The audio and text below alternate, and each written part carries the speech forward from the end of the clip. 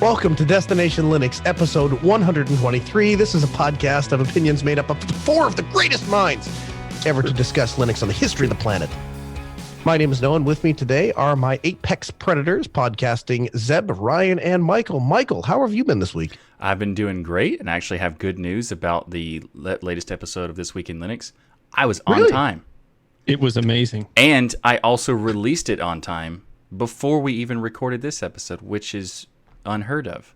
Hey, Zeb, can you check if pigs fly again today? Because things are just not what they used to be. You were early in getting documents. You were early in your shows. You were basically almost on time for this episode. It's kind of like I'm an adult now. Did you finally buy a clock? No, I don't have a clock, no. But okay. I have no actual reason for how it worked. I think it's just a fluke in the Matrix. Yeah. Well, Michael, I'm glad to see you're making progress in adulting. Ryan, how is your week going? Well, as an already adult, for the last 20 years, I didn't have to worry about being on time for stuff because that's just normal. But what I've been messing with openSUSE a lot this week and trying out, the openSUSE platform on various different machines and doing some videos on it. I think one of the cool videos was because of a mistake. Every time I do a distro review on my channel, I usually end with gaming, do a couple games, show some benchmarks, that type of stuff. And this one I forgot, and so somebody mentioned it in the comments. So openSUSE got its own whole video on benchmarks and gaming and all of that. And actually, I was surprised by the results. First of all, the Tomb Raider benchmarks, some of the highest scores I've received in any distro ever, which I was pretty surprised about. Also, within Arch, which is, you know how much I love Arch, and because of its speed and being current and on a rolling release, it was very, very competitive to Arch's benchmark scores within 100 points, which is within the realm of really error there. That because if you keep running the benchmark, sometimes you'll get scores, that range between 50 and 100 difference out of thousands. But it was pretty impressive to see how well it really held up. Another thing that I benchmarked it against was Fedora 30 in this video. So because Fedora has a new release, they're obviously already on a newer kernel as well, and it fared very well, much better than you would expect against rolling releases. It did fantastic. So all in all, it really goes to show how much work has gone into all of these different distros, as far as, the work in the kernel and the hardware compatibility and really getting the acceleration out of your GPU. For the various elements. And so a lot of people seem to enjoy the videos, and you can go check them out there and see how openSUSE fares in the Fedora versus Arch benchmarks. That's awesome. So what I got out of that was some openSUSE stuff and some gaming gobbledygook. Yes, gaming gobbledygook, but we know we're going to make you a gamer soon. So, you might as well just accept it. I'm working, I'm all open to it. Zeb, what's new with you? Well, I've had a pretty good week helping the people on the Peppermint forum as we've been coping with the deluge of requests about Peppermint 10 and can you do this and can you change that and all the rest of it. So it was going really well until about 6 o'clock last night when I got a little notification that This Week in Linux was going live. It went live at 6 o'clock and I was so shocked. I fell off my chair, banged my head and missed the show. It was just shocking. You were injured by Michael's punctuation. Is that an accurate summation of what you've told me? Mm-hmm. That seems right. I wonder how many people hurt themselves because you were on time, Michael. I think there was a significant amount because it surprisingly took a while for the people to show up to it because of the fact that I was on time and it's never happened before. Now, were you confused by it at all? At any point where No, when I looked at it, I was like, hey, the numbers are much lower than normal. That's because I'm on time. I get it. But the funniest thing, Noah, is somebody said in the chat, I'll show up 90 minutes late because I don't think I'll miss much or something like that. They show up 90 minutes late and he'd only gotten to 2 topics at that point. I only had 2 done. So they were right. So how does that happen? Did you run into problems after you started? There was about 45 minutes of trying to get YouTube to work properly and to send notifications and stuff. Yeah. But then there was also some time for talking to the chat and stuff. So yeah, you're telling me hold on. You're telling me your show was late because you couldn't get YouTube to send notifications out? Yeah, that was the problem. Well, also last week the YouTube stream didn't even work to anyone. No one could watch it. So I did only Twitch at all. Like the only thing I did was Twitch last week. So this week I spent a little bit more time trying to get YouTube not to be terrible, and then it took 45 minutes, but I figured it out and fixed it. So How long was the full episode? How long were you live yesterday? Total of about 4.5 hours. See, no, I always tell you at the end of your shows that they need to be longer, right? That's my perpetual feedback. Yeah, so, you mentioned that a couple of times. Yeah, you really should consider doing a 6.5 hour show like Michael. The show itself, when it's edited, is nowhere near that. But the stream, yes, is about 4 hours, or on average about 3 hours at least. So, Ryan, I've taken your suggestion under advisement. After careful consideration, I've decided I rather enjoy just being a broadcasting professional and sitting down for the amount of time that it takes me to actually do the show, rather than 4 to 5 times. Oh, sorry, was that out loud? I don't understand what you're saying. I know, it's a foreign language. I'm providing an extra bonus. That's what it is. You get so much material. It's bonus content. Yeah. And then I edit it and make a nice montage of the stream. That I've never done that before. But here's what you should do. Here's a branding thing. I'll give it to you for free. Okay, you ready? Okay, cool. Come for the show, stay for the disaster. I thought that was a Destination Linux tag. I think that applies to both, really. Yeah. I'm fine with that. We can embrace it. Okay. All right, Michael, tell me what we have coming in for email this week. Well, email this week was from John, and he says, hello to the 4 of the greatest minds ever to discuss Linux. Well, hi. Yeah. Hi. How you doing? I'm a lifelong tech nerd, began with the Commodore 64 and the Apple II, and then moved all the way from Windows 3.1 to Windows 10, while dabbling with Linux here and there along the way. Finally, the last May, because of the consistent Windows 10 updates, I was finally driven to Linux for good, which is awesome. So we now have 3 laptops in our home, and we have connected to the TV, and I've converted my laptop to Linux. I converted the laptop connected to the TV to Linux, and my wife said, don't touch my laptop, leave it alone. But after a couple of months of seeing my laptop connected to the TV, she was like, okay, you can put that Linux thing on my laptop now. So he's like, this is the real seal of approval. Yeah, indeed. Yeah. And he says, I have a 3-hour commute to and from work every day, so I listen to every Linux podcast that I can get my hands on. But of course, Destination Linux, Ask Noah Show, Das Geek, and This Week in Linux get priority. Naturally. And finally, Straight they do. Yeah, of course they do. And after distro hopping for just over a year, I've settled on Ubuntu and Xfce. Yeah. He said, in the end, my reasoning is even if you have a high-end machine, why waste resources on running the DE? Exactly. What a smart person. So We've been saying that for years. He says, so my question is, right now, I achieve all of my daughter's... Okay, anyway. I archive. There we go. He says, right now, I archive all of my... I almost said it again. I got to do the edit. I don't want to do an edit. Noah just lost it. He did. I don't want to do... He's making me edit. Rude. Stop it. I'm surprised Noah didn't just change it back to achieve. Right now, I archive all of my daughter's photos on DVD-R discs. I know that is not a good option in terms of longevity. If I don't want to use the cloud or run a NAS server, is my best choice to back up a normal external spinning drive? If so, aren't there questions about reliability for spinning drives as well? So what's your thought, Michael? Well, my thought is do not read. Keep up the great archive.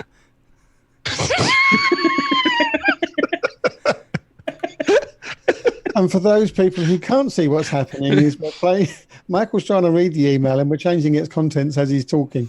But you know what? This should really speak, as much as we pick on Michael, speak to his professionalism. Notice the entire email came out as it was originally written because he's able to pre-buffer, ignore the changes. That actually is impressive, Michael. Read out and then not break character. I mean, that's pretty good. So to answer your question, I would say, and I'm interested to hear what you guys think, I'm a big fan of Blu-rays. There are specific Blu-rays that are designed for archiving purposes, and so they estimate that they'll last hundreds of years. Now, we don't know because we've not had a Blu-ray for hundreds of years and tried to recover data off of it, so time will tell. But that is what's known to be the best choice scientifically for storing data long term, because we know hard drives don't do it. We know that flash drives won't do it. We know that flash media in general won't do it. And we know that regular optical discs won't do it. What do you guys think? I guess I took his question as more when he talked about not wanting to run a NAS as a choice and not wanting to put things in the cloud. I think your Blu-ray idea is a good one and certainly better than the DVDs, which, because you can hold just a lot more data on there.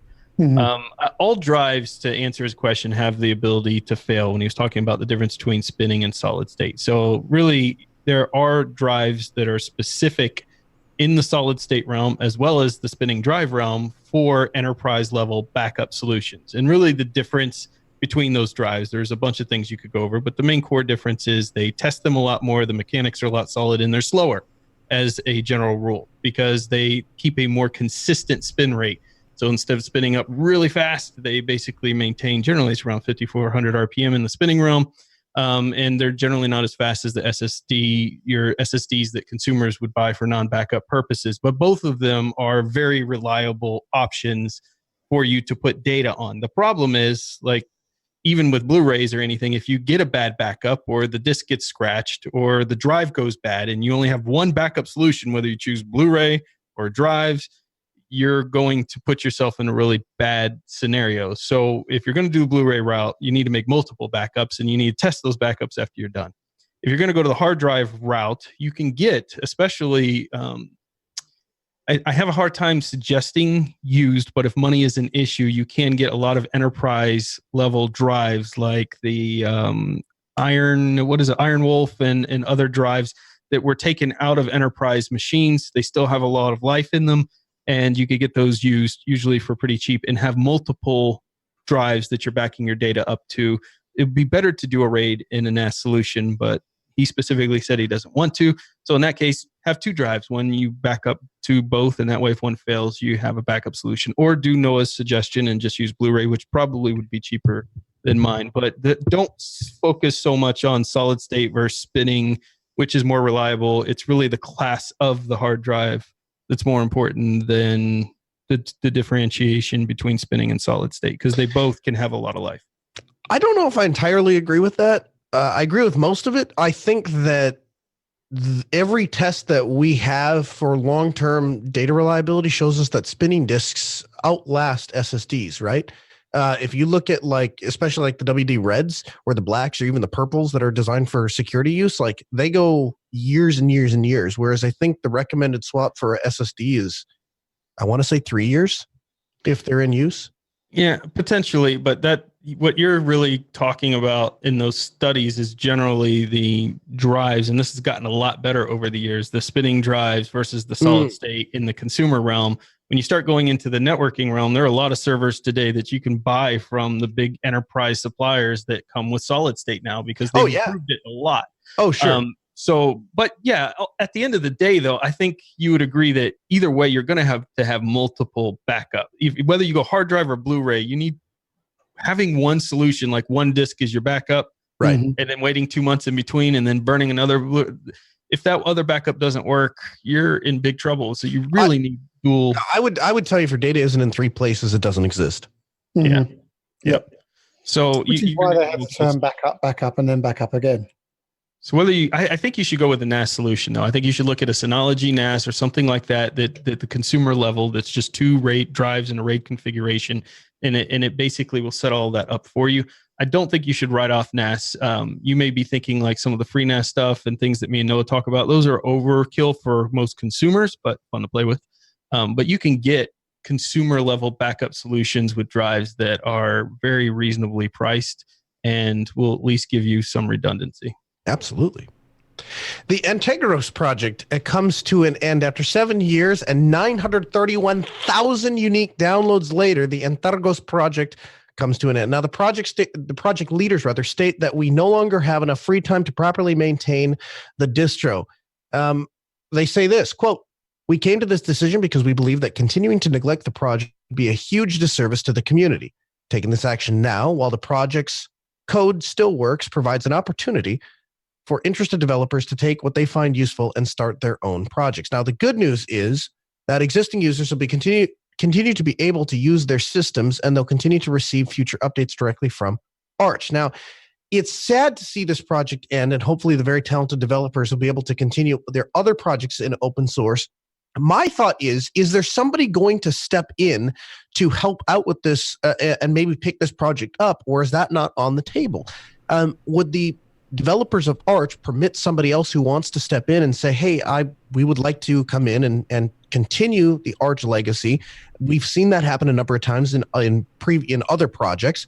Is that something that's an option here, or are they dead set on sunsetting the project so that nobody else can use their name or infrastructure or anything? But the reality is there another distro that does what Arch does? Well, excuse me, Antergos, and I'm not sure that there is. It's actually interesting because Antergos was like one of the first ones to do what they did. Now there are a couple that are competing in that space, but not in the same way.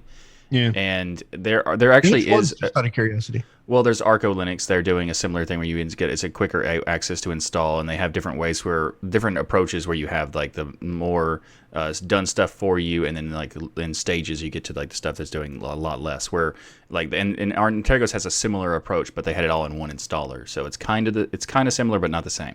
And Antergos is they've actually stated that they are not going to keep. They're not going to let anyone take the name over and take over the existing project, because that would make people think that it's the same people working on it, and they don't want to. And none of the three are going to be involved at all. So I don't know if it is. Can we debate that for a moment? I don't know that it is a good point. The whole idea, the benefit of open source, the way that we sell it to other people, is that you can't get locked out of the source. This is available. Well, you can't get locked out, but the brand is different. So like all the source is available, all of the infrastructure they're already giving it to people. If you go out in the forum, because I see what you're saying, Noah, and you're right. You're definitely not wrong here. But so I think you make some really good points, Noah, on that. My only thought is, because this project's been around for a while, people searching on the Internet Archives will see Antergos. They'll go, hey, this, all these people are recommending it as a fantastic distribution. They'll get information on it that's no longer accurate, because maybe the new developers that take it and grab the name and everything aren't very good. Now, if they keep their name and just release the source code, which is essentially what they've done, somebody can come in and rename it the new Antergos or something, and still be able to benefit from all the code and everything that's worked there, but not have the potential for confusion and somebody tarnishing their name. Let me ask you this. What do you think is more detrimental to the community? Do you think it's more detrimental to have no project at all, or no searchable project? Let's say the project is rebranded and it's called, I don't know, Ryan Linux, and that's the replacement for Arch, and nobody can find Ryan Linux because essentially they've started a brand new distro. And obviously the Antergos community is not pushing people towards Ryan Linux. Maybe it gets out to a few people, but not many. And so people go and they discover this idea of Antergos Linux. They go to install it, they go to play it, that they realize the project's dead, and then they just go, oh, okay, all right, that's it. Is that not more of a detriment to the community than the possibility that somebody else would step up to take on an open source project and then run it into the ground? And I guess the follow-up question to that would be, is that something that we see in the community, where people pick up a project and run it to the ground? Or do you find that most people that latch onto a project, they do it out of an abundance of passion for it? And so typically, when somebody picks up a project and takes ownership of it, they tend to move the needle forward and do almost a better job, in a sense, because they have a renewed sense of passion. And here's where you're wrong, and I'm going to prove it in one sentence. Hannah Montana Linux. The people who took it over have done nothing with it, and it's the greatest distro ever. Was the greatest? It was the greatest distro, and now it's. Yeah, that's a good point. I can't. I think you could probably spend time arguing both ways. I am happy that this team, when they released it back, basically, they're killing their packages off of it. They give people the ability to continue to use Antergos by shifting everything to pure Arch. Antergos was kind of known as the closest to actually installing Arch. So it probably, out of the Arch is Arch. Yeah. Well, I mean, it's a little more, but it's compatible with 100% compatible with Arch. But they had so much customizations and stuff that they wouldn't consider themselves just Arch, because it's not just an installer. I get that there's a definition difference, but when you compare it to something like Manjaro, I mean, the reason that they're going to be able to continue to get updates is because they're literally coming from Arch. It's literally some theming and they have an extra layer on top that was Antergos, and the other parts were all Arch, like underneath. Right. And that's why, I think this is probably the most interesting project ending, because of how gracefully they're doing it, because they're making it where when you transition, you're going back to Arch, so your system is not crash and die or anything. You just become using a different distro.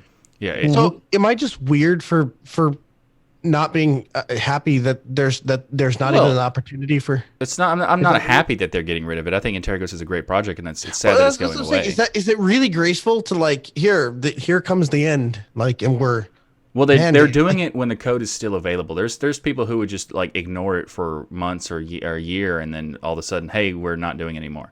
Where they're preemptively saying we're not going to be able to have time to do it, so we're just going to stop working on it. However, here's the source code. Here's all the stuff that you need to fork it if you wanted. And if no one decides to fork it, it will all of the users will still have a path to continue with switching to Arch because it will automatically, because they're building transition phases where it's going to automatically go to Arch. I guess that.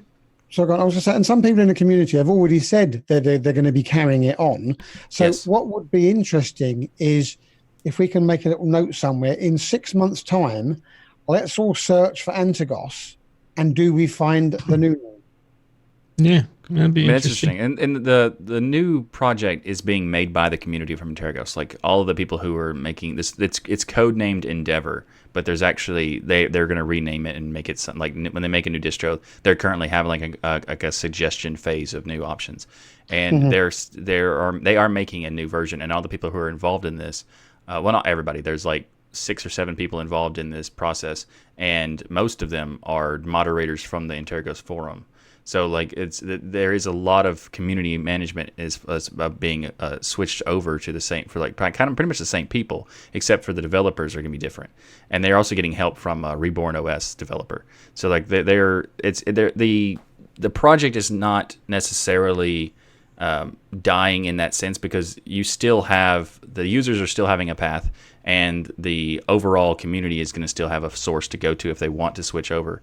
It's just the branding of Antergos would not be continued. So one of the things that first came to my mind when you were talking about the project continuing on, Michael, is, we've talked about this before in prior episodes. I know it's a little controversial, but sometimes these projects kind of dying, that creates a opportunity for more consolidation. Now, Antergos was not just a theme on top of a distro, and some of the stuff we've talked about before that maybe they need to consolidate efforts. But should the community, instead of going off and creating another Antergos named Endeavor or whatever it will end up being named, just go focus on Manjaro or something along those lines and take their incredible talent and consolidate efforts versus spinning another Arch-based distro out there? I mean, at this point, that's a valid argument, and I'd say that when Antergos first started, there was nothing like it. Like, there was some Arch derivatives, but there was nothing like that trying to be an easy installer for Arch. And then it kind of morphed into its own presence of being a separate distro while still technically being 100% compatible.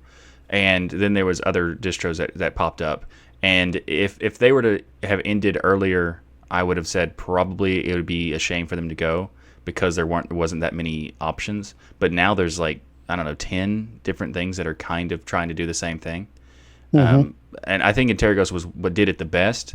But I think that if they were developers were, instead of to try to make a whole new thing, they were just to transition over to something like Arco or something like that, it would be maybe more beneficial to the community. But at the same time, you'd also have to find a project that's willing to embrace all of that community, because they'd also need to be able to sustain the amount of users and stuff. Yeah, and the other difficulty is going to be as well, do you then leave your beloved Antergos, go over to the Manjaro community and just become a member? Or do you take over Antergos, make it into something else, and become one of its leaders? Because all of your ideas and all of the ways that you want to see it moving forward, if they don't fall in line with what Manjaro want to do, you're going to have an uphill battle the whole time trying to get your ideas imposed upon the Manjaro community.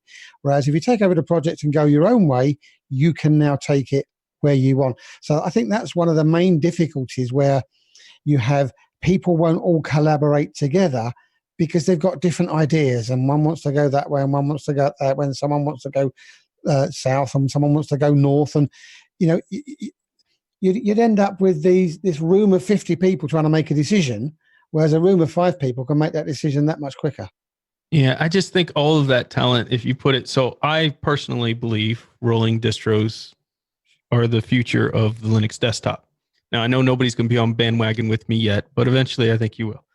openSUSE Tumbleweed definitely is one of those situations where they're taking a rolling distro, offering a lot of testing, and prior to releasing, and have done a lot of work improving the reputation of rolling in that way. If you take a community and you threw them around Arch, something like that, and they could all test these packages and do some kind of Manjaro's purpose, but have so many more people available and knowledgeable enough to test the packaging and things before it gets released in the rolling model, then you just have so much opportunity to really, improve the adoption of Arch. Because ultimately, the reason people don't use Arch, pure Arch, which is amazing and amazingly stable to this day, my machines run it, not one issue at all, is because the installation. They don't want to install it. It's too much of a pain. Then you come in here and you have Manjaro, and they hold stuff back to do testing, but they probably need a lot more people to test if you're going to have an effective rolling model. And I think that for the adoption of Arch to really take off to the levels that you see in other distributions, you have to have that testing model set up in a way that is, in a massive scale. That's the only way a rolling model works. You have massive amount of testing that happens very quickly across the community. So Arch especially being separated into the talent, being separated into all these different projects, is extremely harmful to its reputation and its stability capabilities versus convergence here a little bit. So I really hope that the Antergos developers themselves, along with the community, consider looking at existing Arch projects, whether it's Arco or Manjaro, whatever, and look at adopting that, because I think so much more could happen in the Arch realm, because it is absolutely amazing that so many people don't get to see because of the installation process. Yeah, I think that that's a valid point, and I think that it's interesting because Antergos, if it was what people thought it was, it would have been able to survive much more reasonably. And I think so. Any distros that is like trying to create that thing, they should focus on, at least if they're not going to consolidate with other projects, they should at least consolidate what they're doing. Because Antergos was great, but it was a lot of work for a small team. Because they had multiple DEs, they had customizations for all of the DEs, they had various different structures of how, like, what you brought in the AUR from the installer. Like, they had their own custom installer that they wrote. They had 2 different installation live ISO options. Like, they had all these things, but everyone always considered them as the installer, the easy installer for Arch. And that's like basically everyone that called it that, even though it was completely separate, and how much they changed. Like, they changed so much that they turned themselves into a different distro. If they were to actually keep the idea of doing just an installer for Arch, and they were making more people accessible to work on Arch and to be testers for Arch, if they were to do that, and if the new project that comes from it, if there is one, then if they were to do that, focus solely on doing that portion and not trying to contain everything that it was, I think that would be an equally good outcome of the developers switching over to another derivative of Arch, because this way they would still have the mass usage of testing and everything, but doing it directly for Arch. I mean, the Arch community might not be receptive to that, but I think overall it would be beneficial to them to have those testers. Yeah. I also think it's important, just to end on this one, make sure you're supporting the distros that you like out there financially, code base, getting involved in the forums. And if you have none of the ability to do any of that, you can at least say thank you to the developers on a regular basis for the work that they do. If you want to see these projects continue on, because we end up covering a lot of the graveyard discussions on distros lately, and if you want to see them continue, a lot of it's going to require people to get more engaged and not just post something when something's wrong. And I think that could go a long way if you have a distro you love, and keeping the developers engaged for it, because they're not doing it for the great amounts of money they're making. So, whilst we're sad to see Antergos come to an end, there are still plenty of Arch-based distros out there that we've been talking about. And there's also a very special select area for pen testers.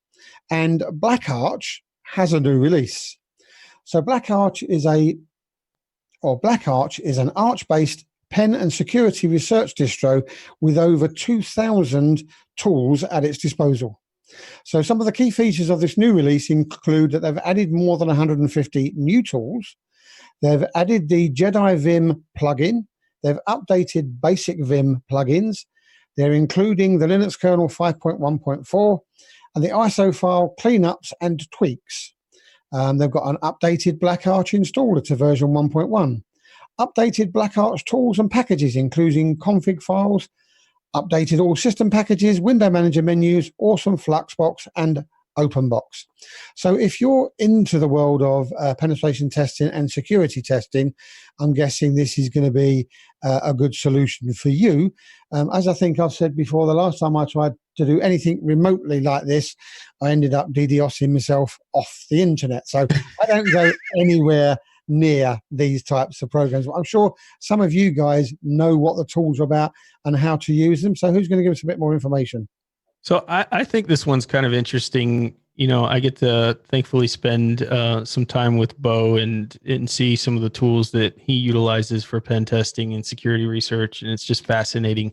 It's fascinating to me with looking at this distro specifically, but it's also the same with Kali and others, that the sheer amount of tools available to do security and pen testing, 2,197 tools. Do you even get to use more than 100 of those? I'm not sure. Usually when I'm talking to Bo, I think he kind of switches between about 10 tools, but I guess knowing you have 2,197 is neat. The thing I thought was kind of cool about Blackarch, some people think it's cool, some won't, is that it does just follow the Arch install process. And so they're not trying to create, this is a very, like you said, Zeb, where you tried to do a pen testing suite and you DDoS yourself. This is not something you want everybody to necessarily go and download and try to use as their desktop. And, you know, that can create all kinds of issues. So by having that difficult Arch installation still in your way, meaning a lot of it going through the terminal, probably keeps a lot of noobs out of there and people just from nuking their own system or their own internal network.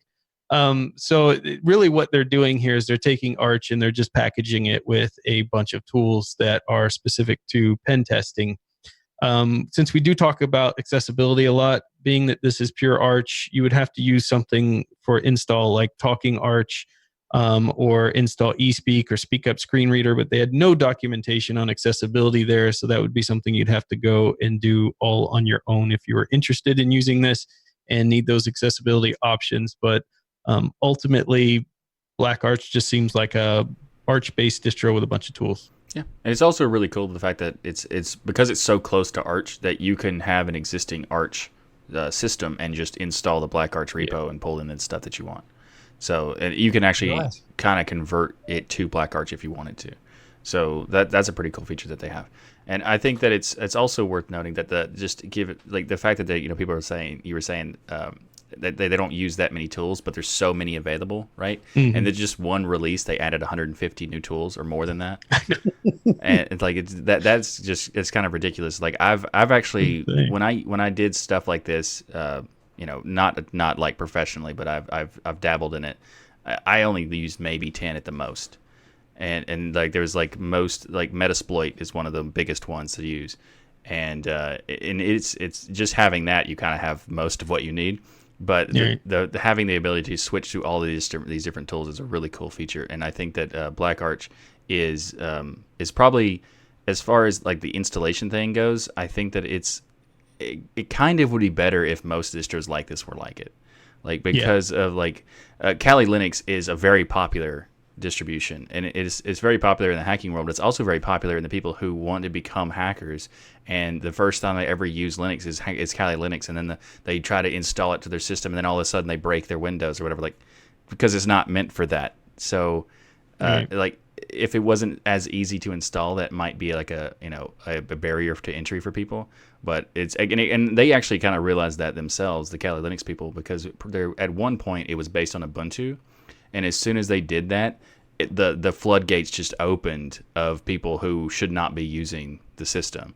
And after like I think a year of that happening, they were like, okay, we're done with that. We're not using Ubuntu anymore. Yeah. And they switched away back to Debian and something. And so it was like, it's an interesting point that you made about having this method of installation, because there are other pen testing distros as well that have a different philosophy of making it difficult. And in this, I think that they probably all should, at least for the installation. Like maybe using it shouldn't be difficult, but the installation part. If Maybe. you can make it through the install gauntlet, you've earned your right to use the tools. Yeah, exactly. So last week we had Richard Brown on the show, and he was talking to us about openSUSE. It was a fantastic interview, and thank you to our community, especially for all the incredible feedback you've provided on the video. Obviously, you enjoyed it a lot, and I'm sure him looking through the comments and seeing how awesome the Destination Linux community is certainly encourages guests like that to come back on the show in the future to share stuff with us. Well, we did want to officially in the news cover the fact that openSUSE Leap 15.1 has been released out there. And so we talked about it a little in the interview. Definitely recommend you check out our prior episode with that. But just for anyone who was not able to hear that episode or wanted some more specifics on openSUSE Leap, it is kernel 4.12 with graphics hardware supported by 4.19 kernel via backports. So Richard said something in an interview very interesting, which actually was good advice for me, because being on the rolling release bandwagon, generally when I go into a distro, I'm looking for what's the latest kernel number. I want it to be on 5 dot something, right? But SUSE does something interesting. They will use an older kernel like the 4.12, but they are very quick at getting the hardware backports, hardware enablement stack included into the 4.12 from newer kernels like 4.19. So basically you get all of the benefits from the hardware side into a much older in age, but stable kernel. So Michael, what are your thoughts on that? This is something we've talked about with Ubuntu as well, and I don't know the timing between the two, but Ubuntu seems to take a long time to get those hardware enablement stacks in. Yeah, Ubuntu takes about 6 months, and the openSUSE Leap's release cycle is once every year or so, but they do their updates to the kernel more often than that. So they just do like a snapshot and say, here's a snapshot of this is the new version. And because they do, like for example, 15.1 was based on SUSE Linux Enterprise was SP1, which was or SLE.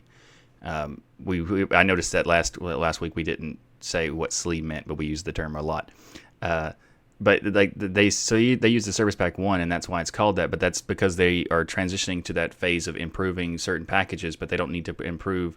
You don't need to actually like update absolutely everything, because with a lot of people who want to get the new version of the kernel, they're really just looking for the hardware parts. That's right. Yep. So if they were able to use this and get the hardware stuff without having to update their entire kernel, it makes it easier for them to update. So they get them much faster, but at the same time it's not like incredibly fast. It's not like a rolling release or anything, but they do update it much faster than like normal. So even if you have an LTS thing, which basically Leap is an LTS distro, you can still get kernel updates much better, much faster than other distros that do like an LTS base. Like with Debian, you're not going to get those updates, or if you're going to do stable anyway. And with Ubuntu LTS, starting with 1804, you could get those updates. But they still take 6 months because they come from the next 6 months release. So like the next one that's 1904 just came out, and I don't think they've actually got the hardware enablement stack in. I know it's in the repos, but I don't know if it's actually been pushed out through the enablement stack yet. So it might be like a month or two after the new release comes out. So it's like 6 to 8 months depending on how fast it happens. So, but it's still cool that they're doing it. It's just interesting that they're doing an approach where they're just pulling in the specific hardware stuff for the older kernel. And I didn't even know that was possible to that degree of getting like pulling in that much stuff to that much older kernel and still having stability and all that stuff and still getting the support. Like that's pretty cool. Mm-hmm. What I found interesting about this is they have made leaps and bounds and improvements on the OS. I remember I had it installed before, and because of one of our patrons who's an avid openSUSE user, I went originally with openSUSE Leap, and then didn't like the fact that the Nvidia drivers were a bit older, the kernel was a bit older, some of the packages were a bit older, so I tried upgrading to Tumbleweed. And that did not go well. This time, however, Leap 15.1, moving it up to Tumbleweed was a breeze. Nice. Take out the old Leap, repos, put in the tumbleweed repos, run a couple of commands. And what I liked about it is, for me, the instructions were idiot proof. It said, once you've done this, this will happen. So write this down first, or take a photograph of it, or have another laptop ready, because once it does this, you're not going to have a system. You're going to have to drop down to the terminal and then do this. And I followed all the commands, and within 15 minutes, I was back up and running on openSUSE Tumbleweed. So huge improvement in that type of upgrade. Not that I would suggest you install Leap and then move it up to Tumbleweed, but I wanted to try it because I had such a bad time last time round, and this time it was a breeze. And I've got the KDE version. It's good. It really is good, rock solid. And it's another one of those ones that I could see myself using if everything else went away. I would have no problem going to Tumbleweed KDE. Nice. Noah, any thoughts? I'm gonna keep my mouth shut, I think, for the time being. I have played with it a little bit. I still tend to see SUSE as baby Red Hat, and I think that's not popular among the SUSE folks. And I also think it might not be fair because I kind of have a built-in bias to my beloved Red Hat.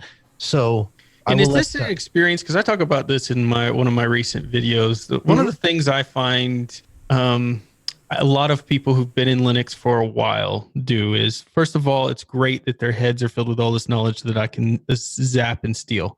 But one of the things I notice about people who've been in Linux for a while is they tend to hold on to old things. So they test the distro out 4 years ago. They had an issue.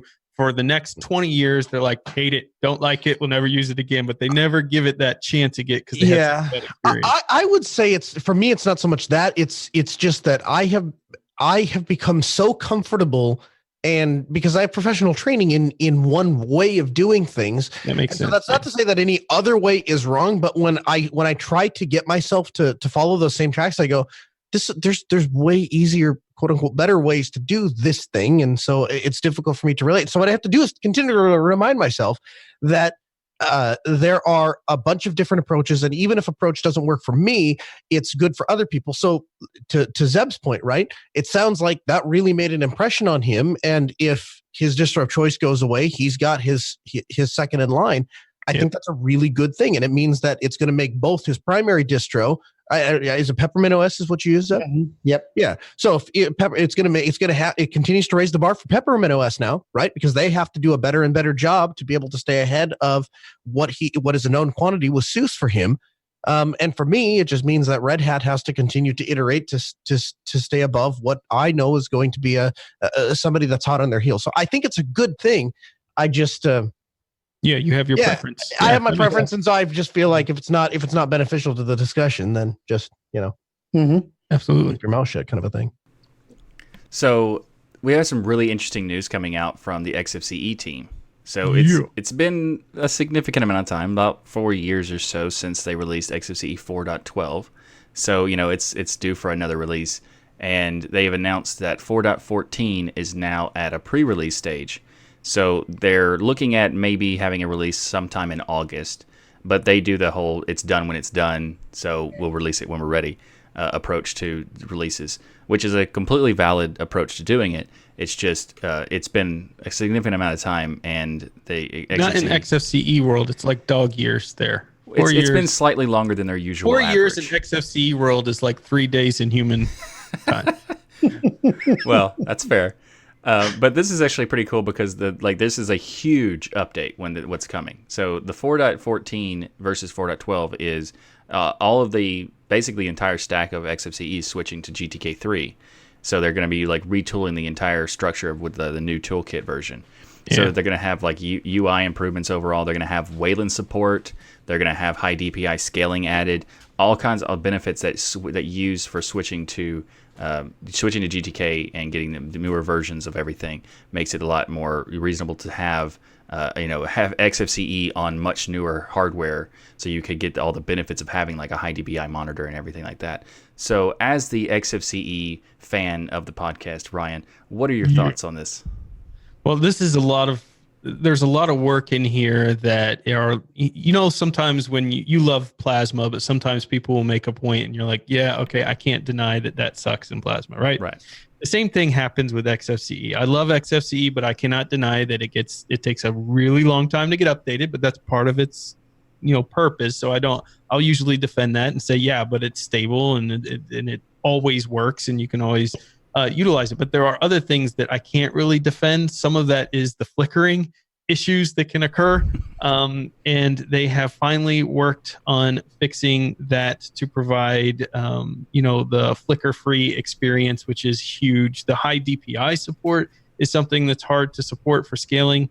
If people complain about that within Xfce. And honestly, at this point, if your desktop environment does not support high DPI scaling, you're just frankly behind. You're not even current. I think it's laughable. And there are too many desktop environments that have taken a very lazy, slow approach to conforming to high DPI, which is a shame in my opinion. We're finally getting there only 3 years after the technology's been released. This is the type of stuff that keeps Linux behind, in my opinion.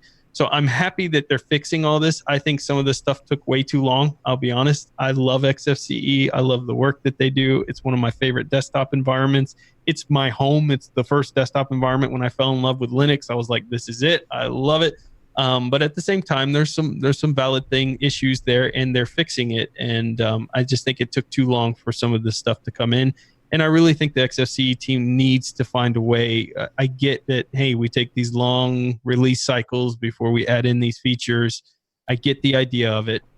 It's a little too slow, and probably a lot of that has to do with not enough people contributing. Mm-hmm. So, I think if more people were to go in there and contribute, because I know I'm not the only Xfce fan. Every time I go onto a into a YouTube channel that's live or anything, and they'll always talk about Xfce, how many people love it, but how many people are actually taking the time to contribute to it, either financially or through code or through testing and things. Because Xfce is an amazing desktop environment. It just takes way too long to get updates out. Yeah, I mean that's an interesting point also, because the Ubuntu agree with you. So some of the developers on Xfce are also a part of Ubuntu, and they started releasing 4.13 development stuff in Ubuntu for the past couple releases.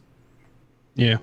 What do you see the primary purpose of Xfce? Like, where's the place where you're like, if I'm going to use Xfce, this is the place I use it? I think any time that you want, I think there's any case, I think people like yourself would love it as a lightweight solution, right? Because you're into the Plasma platform, so you've gotten used to going through Plasma settings and all of that. It was interesting. I think it was Biddle or another show I was listening to live, and they were talking about Plasma, and somebody was saying, but it's so annoying to get Plasma set up, all the settings and things to try to find them and change them. And that's my experience with Plasma. I love it.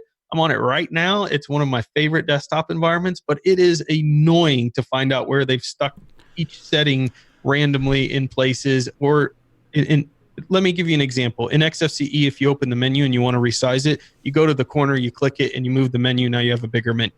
In Plasma, you're going to have to right-click it. You're going to have to go into the settings of the panel and then change the sizes there. Or if you want to change the time for your clock, you right-click the time. You set it to 12-hour. It's an option right there. You don't have to go into any other sub-menus. Boom, you're done. You want to add another panel as a launcher, right-click, add second panel. It's there. Everything is super simple in Xfce. So I like new users. I think it's perfect because you get to see the customization capabilities of Linux without getting lost in the complexity that KDE can sometimes provide, or things that you can accidentally click on and mess up. It's also fantastically light. Now, Michael will argue Plasma is just as light. And it's not just as light, but it's not heavy that people claim it to be. But it's not just as light. So I guess what I found in this, I would love to take credit for this. Truth is, it's not my idea. I had a chance to interview Fred Gleason from Paravel Systems, who builds computers with Linux that he sells as very, very expensive appliances, things that upwards, we're talking things that cost upwards of $10,000. These, when he builds some of these systems, depending on how you spec them out, and he chose Xfce. And I thought that was an interesting decision, and I asked him why. And he laughed at the idea that you would run any sort of production system that required, mission critical stability and run something like Gnome on top of it. And to his point, what we've seen firsthand, empirical evidence shows that in fact, there are some major problems with KDE or Gnome and stuff, and it works great as a day-to-day thing, but if you need it to run 100% of the time and you can't afford for anything in the desktop to crash, I feel like that's where Xfce kind of begins to shine. I would just have a hard time using it, I think, as a day-to-day driver, because there are so many basic functionality things like the ability to hit a keyboard shortcut and launch something without having to install an additional application. I feel like those are things that take away from a day-to-day desktop use. Now you could do that with an Xfce, but you're correct. So some of the critiques I just gave you for Plasma can happen with Xfce specific to the more advanced options where they're harder to find, whereas your simpler things are in very easy to find places with an Xfce, whereas KDE makes pretty much a lot of things pretty difficult to find. Now, once you learn it, it's not difficult, right? Once you learn it, you're like, oh, that makes sense. I right click here, then it gives me another option for panel. Then I click in that, and then I go to alternatives. Then I click in that, and then I click it. Okay, and people are like, hey, it's super simple. But once you learn it, it kind of is. But I think Xfce for your average new user is going to go in there and go, wow, this is far more customizable than Windows, and very easy to navigate, very familiar menu system to somebody coming from Windows still. But all the customization options there. The problem with Xfce, though, when you have a new person coming to Linux, is it looks dated out of the box. And a lot of times you don't. That's why sometimes I don't recommend Ubuntu, or I'll recommend something like Mate instead, because you don't want somebody coming from Windows and looking like they're transporting back to 99 to use Linux. And depending on the distribution, the way they theme Xfce out of the box, it can look really dated. Yeah, I mean, Xfce by default doesn't have a real theme like they have. Like, they've updated their previous theme, but they've had that theme for like 15 years or something. Yeah. So it's still basically the same. But earlier you mentioned how I would be open to admitting where there's some issues and stuff. And you mentioned all these different things with Plasmas being the example of how they're confusing and overwhelming, and then they get easier after you know how they work. Not really. No, they don't. They're still weird. They're still weird placements. Like the fact that if you do single click versus double click, you would assume that'd be in the mouse settings, right? Nah, right. It's in desktop behavior workspaces. Yeah, because that makes sense. Yeah, sure. Yeah. It's so funny you mentioned that, because I got lost trying to change that back recently. And I was like, why is it not in the mouse settings? That's where it used to be, too. And that's what's so weird. Like, it was there, and they were like, and they moved it, and I saw the reason why they moved it. It was like, this makes more sense. How? No, it doesn't. It's like, okay.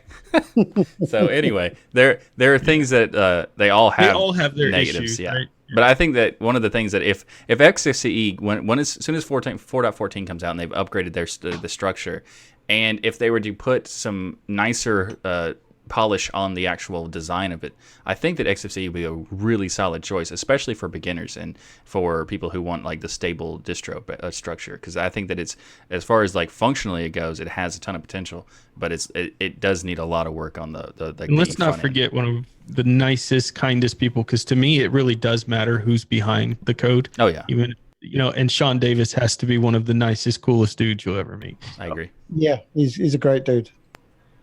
The Peppermint OS team has released the latest version of their distro, Peppermint 10. Now, this version is based on Ubuntu 18.04 LTS and comes with both 64-bit and 32-bit flavors. Some of the main features of this release are kernel 4.18.0-18 with a rolling hardware enablement stack, 18.04 track to eventually roll on Linux kernel 5.x in the future. Updated Xorg stack, Nvidia drivers installed automatically if and selected during the install routine, ICE 6.0.2 with isolated profiles for Chromium, Chrome, and Vivaldi. New GUI font DPI settings utility allowing for adjustments and system font DPI. There's also a whole suite of packages updated for some bug fixes and undertweaks under the hood. But let's not spend any more time telling you about it. How about Zeb, who actually uses it as his day-to-day driver? What do you think, Zeb? And contributes to Peppermint too. Yeah, I'm an admin on the forum there, and I try to and help out with the simpler questions rather than the more technical stuff. But with all of the releases that come out with Peppermint just lately, apart from when we went from 6 to 7, where there was a massive change in the way it all looked, there are just incremental changes that have slowly over the years made it better and better and better. Now, people can pinpoint certain things and say, oh, yes, but such and such had that years ago and such had that years ago. But it's just those incremental little changes that we keep making as each version comes out. Doesn't detract from the previous version. You're not going to suddenly feel lost because it's got a brand new, KDE version on there and they've moved the mouse settings from input over to the desktop. It's just additional little tweaks. And for me, as a high DPI user, one of the great things is our new little font DPI. Now, it used to be easy on Xfce. You'd go into the settings, you go into font, and you click the little up arrow until you pick the font that you want. But LXDE never had that. So you would actually have to go in and alter a configuration file. So we listened to our users, and Mark paired up with another programmer, and they actually built now a little slider which will change your fonts on an LXDE Sessions desktop just from a GUI. And it's adding little things like that for me make it a good distribution. We also make sure as well, we've gone a bit, for me, hardcore here, and we've moved ourselves onto the HWE kernel. Within Mint install, which is our updater, you can grab the 5 kernel yourself, but then you've got to update it yourself, and you've got to remember to go in and continually update it. If you stick with what Peppermint give you, it's rock solid, reliable. And as its base updates, so will we update. And if I'm honest with you, apart from a minor hiccup I had once with Nvidia, and I think that was Nvidia's fault because it happened throughout every distro that I was using. What was that? Zeb, I didn't hear you. What was it a hiccup with? There was a minor hiccup with Nvidia. Nvidia. What he was listening. Yeah. Was very similar to Radeon 7 being issued without UEFI drivers. We're not talking about that. Very similar to the Radeon support not being there in Ubuntu because they didn't have the latest I thought we were talking about Nvidia. I'm confused. So, we're talking about Nvidia. If you can have a pop at Nvidia, I'll have a pop at, tit for tat. And to be honest with you, all of this Team Red and Team Green is great fun, but you use the tool that you want for the job to work. That's right. Exactly. Right. Yeah. So, but back to the Peppermint. The thing that I like about it is rock solid. It does come along, and we do keep making these incremental changes. And I'm actually looking forward now to Peppermint 11 when we think about releasing it, because we've got a big decision to make. Do we stay with LXDE Sessions? Because let's be honest, that's the only thing that's really left major from the old Ubuntu days. Yeah. Everything else we're taking a bit, we're taking a bit from Mate, a bit from Mint, a bit from other projects, and we'll cherry pick those items that we think are good and that Mark can meld together and make a whole. And I also have to give out a fantastic shout out to Carl Schneider, who provided our wallpapers again. And Carl's amazing. Yeah, and we said to him, look, this is what Peppermint 9 looked like, and we loved it. And we want something that makes people feel familiar, but we want it to be different. So instead of the arc peppermint, he went with a triangular peppermint. And then he gave us, do they call it material designs or something? The sort of very flat... Material design, yeah. Material design. And he gave us a great desktop in that regard. And I used to hate them before, but this particular one is great, and I'm loving it. And for me, I stay with Peppermint because it just works. And I know that's a bit of a meme now with me, that I'll only use a distro if it just works. But since I've been here since 2015, I know I can install it. I can get everything running up in 25 minutes, and then I can just forget about it and use it.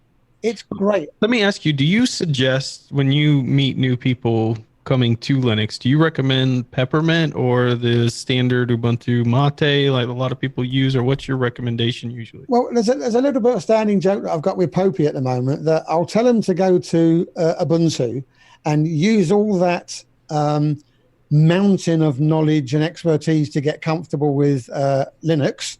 And then once they've used all the resources of Ubuntu up to learn it, come and join us over in Peppermint. But if I'm honest with you, there would be nothing to stop you installing Peppermint, because it's the Ubuntu installer, and then running it straight forward. Because at the end of the day, people still get confused and think we run an Xfce desktop. Nice. And we don't. It's very simple. And like you, Ryan, Xfce is my go-to upload use, because very quickly I can set up a 3-panel display so I can have my clock in the middle and not have to worry about spaces so that it keeps it there. But then if I get too many on this side of the screen, it moves over here. And if I get too many icons in my system tray, it moves back over here. So there's just all these little things. And although I don't class myself as a distro hopper, I just like reviewing different distros. But it really does pay dividends. Pick a distro, stick with it, learn how it works. And I'm as familiar now with the KDE settings as I am with the Peppermint settings, because I've used it so many times. So it is just familiarity. And going back to what Noah said about his use of openSUSE, or in his case, Red Hat, it's what you get used to. And on a lesser scale, it's the wonderful little chit chat that's going around at the moment. What's the better file manager, Nemo or Dolphin? Dolphin, of course. Dolphin. What you're used to. No, just Dolphin. Because I can do stuff in Nemo quicker that I can't do in Dolphin. I mean, it's a different thing. You can do it. I just drag it and drop it and then click move. Whereas in Nemo, I just go right mouse click move to other screen. Now, I could probably set that up in Dolphin, but it's already there as a default. I love how we've all learned to counter Michael's arguments, because we know that he's going to come back with, well, you could run some script or self-code it in the background to do that. Anyways. That's his argument with Plasma, no matter what. No, I know. If it requires a lot of extra changes, then I would agree that that's not a valid suggestion for it. But technically speaking, Dolphin is better.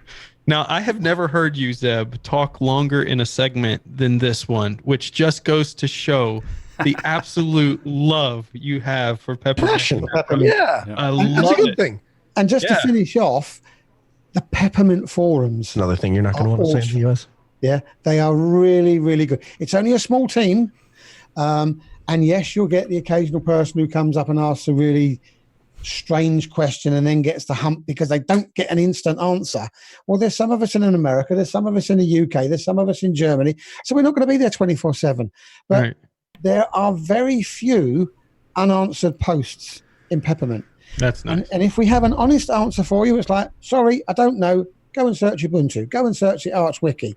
You'll always get told where you might be able to find out the information. And for me, the Peppermint forum is almost as good as the OS itself. Nice. I think that the Peppermint has a lot of stuff going for it. Like they have, like it's interesting that they take all these different pieces from various different just projects or distros and stuff. It's interesting that that's how they do that and how it works seamlessly with all the work they put into it. And I do like the fact that they are now they've already, when they released with the LTS, you know, it's been a significant amount of time since the LTS came out.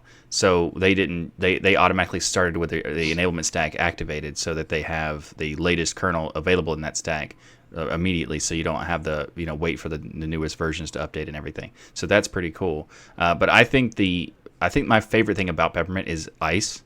That is such a cool approach, but getting site specific browser, having a specific application for an individual web app, but also having separate sessions for each of these web apps essentially.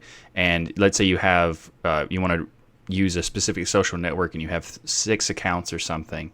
With ICE, it's just you just set it up, just rebuild it, use the same structure you built for the first one. You can just make multiple things and log into each one of these in the same thing. Whereas if you were to use Chrome, you have one session for literally every single thing you use in Chrome.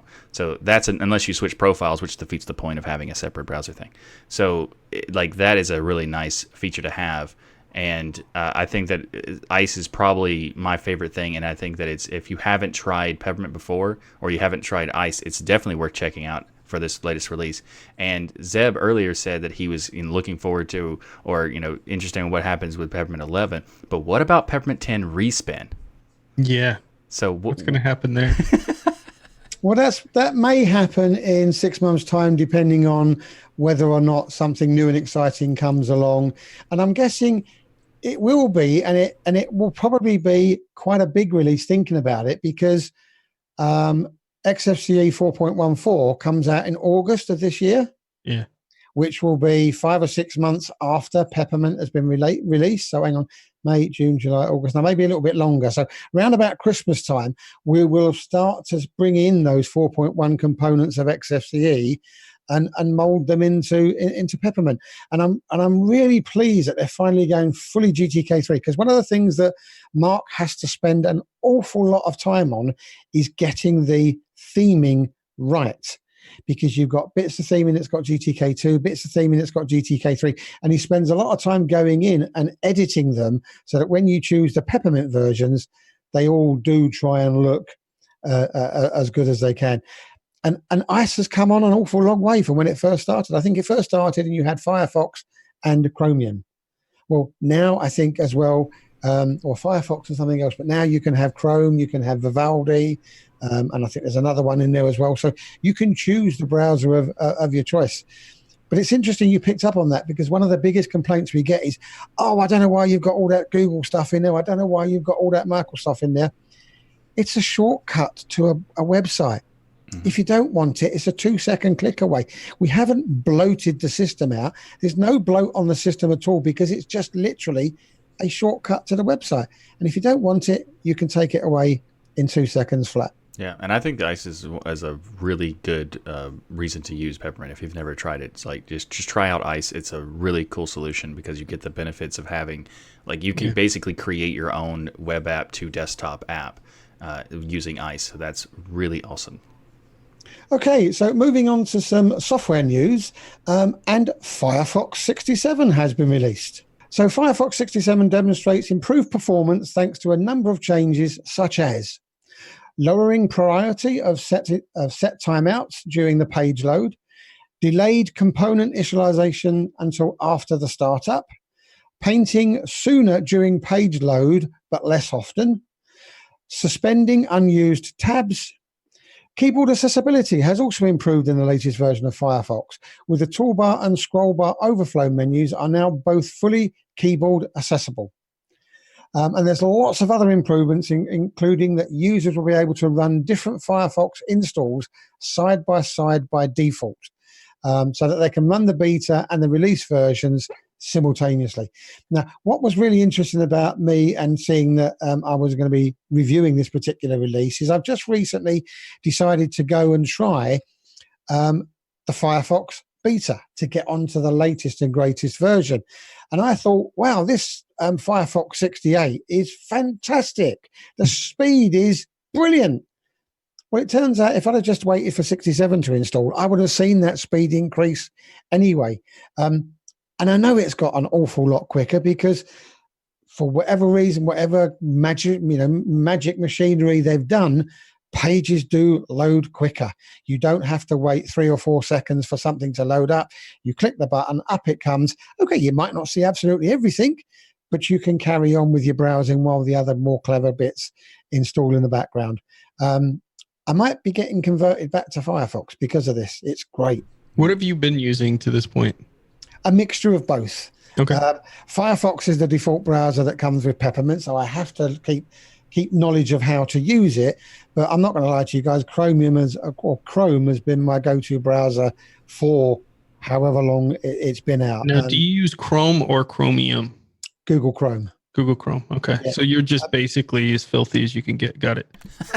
Yeah, because I also dual boot as well, but hey-ho, that's on a laptop, not on my main desktop. Michael, you have a strangely UK accent. Wow. Yeah. Wow. Yeah, exactly. I've been working on it.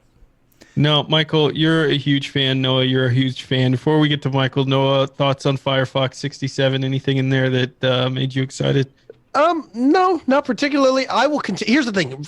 I mean, let's be honest. Firefox could release the worst release of all time. It could crash constantly, which it may or may not have done at the beginning of today's show. And I would still use it because I'm that much against Google as far as a web browser goes. Now, thankfully, I actually find Firefox to be great, and I don't seem to have all of the hangups and bugs that some other people experience on Firefox. It works pretty much flawlessly for me 100% of the time. Nice. Michael, what are your thoughts on 67? There's quite a few things that I'm excited about. I pay attention to Firefox all the time because I'm a big fan of it, and I've been using it since the day it was released. Actually, since it was called Firebird and Phoenix before that. Wow. Yeah, so I never even knew that was a thing. yeah, there was multiple reasons. Multiple, like the actual was called Mozilla for a little bit too. It's like the browser itself. So like there's about a year where they went through multiple different names, and I've been using Firefox for so long that I basically feel like I know ins and outs of everything that they do. But this latest version changed something that always annoyed me. And that was the keyboard accessibility was not fully available through like the toolbars. So you couldn't just activate a toolbar and then use the navigation to switch to different icons. You have to use the mouse, and that was really annoying. I mean, basically all browsers work the same way. They don't really have keyboard accessibility through those toolbars. But there was this one thing where there is the overflow menu, which is the menu that it's like basically the hamburger menu you click on the far right that drops down all these different options. And those were really good to use because they were all consolidated, but it was really, you had to use your mouse to get to it. I made a workaround that essentially allows you to use a shortcut from something else. If you move it into that menu, it'll open that menu, and that's a really weird way of getting around it. But there, like the new version has it, so you can just open the menu whenever you want with a shortcut, and that is awesome because it makes it so much easier to get to everything. Because there's also, like when I do development tools, there's a lot of development tools you can have in that menu, and the worst thing was that opening it, you'd have to go down to the very bottom where the developer tools were. But in this way, now you can just open that menu, hit the end key, and you're on those tools, and it's super quick. It takes like 2 seconds to get to the stuff now. It doesn't seem like it'd be a huge benefit overall, but it's saving a lot of time, even just a significant amount of time, even if it's a few seconds over the course of 1,000 times you do it, is a huge improvement for me. And I also like the fact that I can now have both, like, beta versions and the existing version running at the same time and test like all the different stuff that's coming. So because I used to do nightly, I used to do nightly releases, and then there was some issues that happened, and I was like, now I got to go all the way back to a beta version instead. And when you switch back and forth, it's a little bit more difficult than you'd really want it to be. But now that you can do both, you can try out everything and not have to worry about messing up your profiles or any of that stuff. That is awesome too.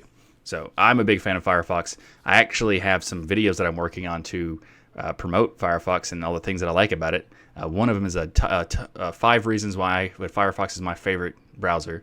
And I'm going to go through like a nice list, and like I'm going to branch out some new stuff because I actually learned some new things about Firefox with a couple of extensions that you can make the containers tabs even better than they already are.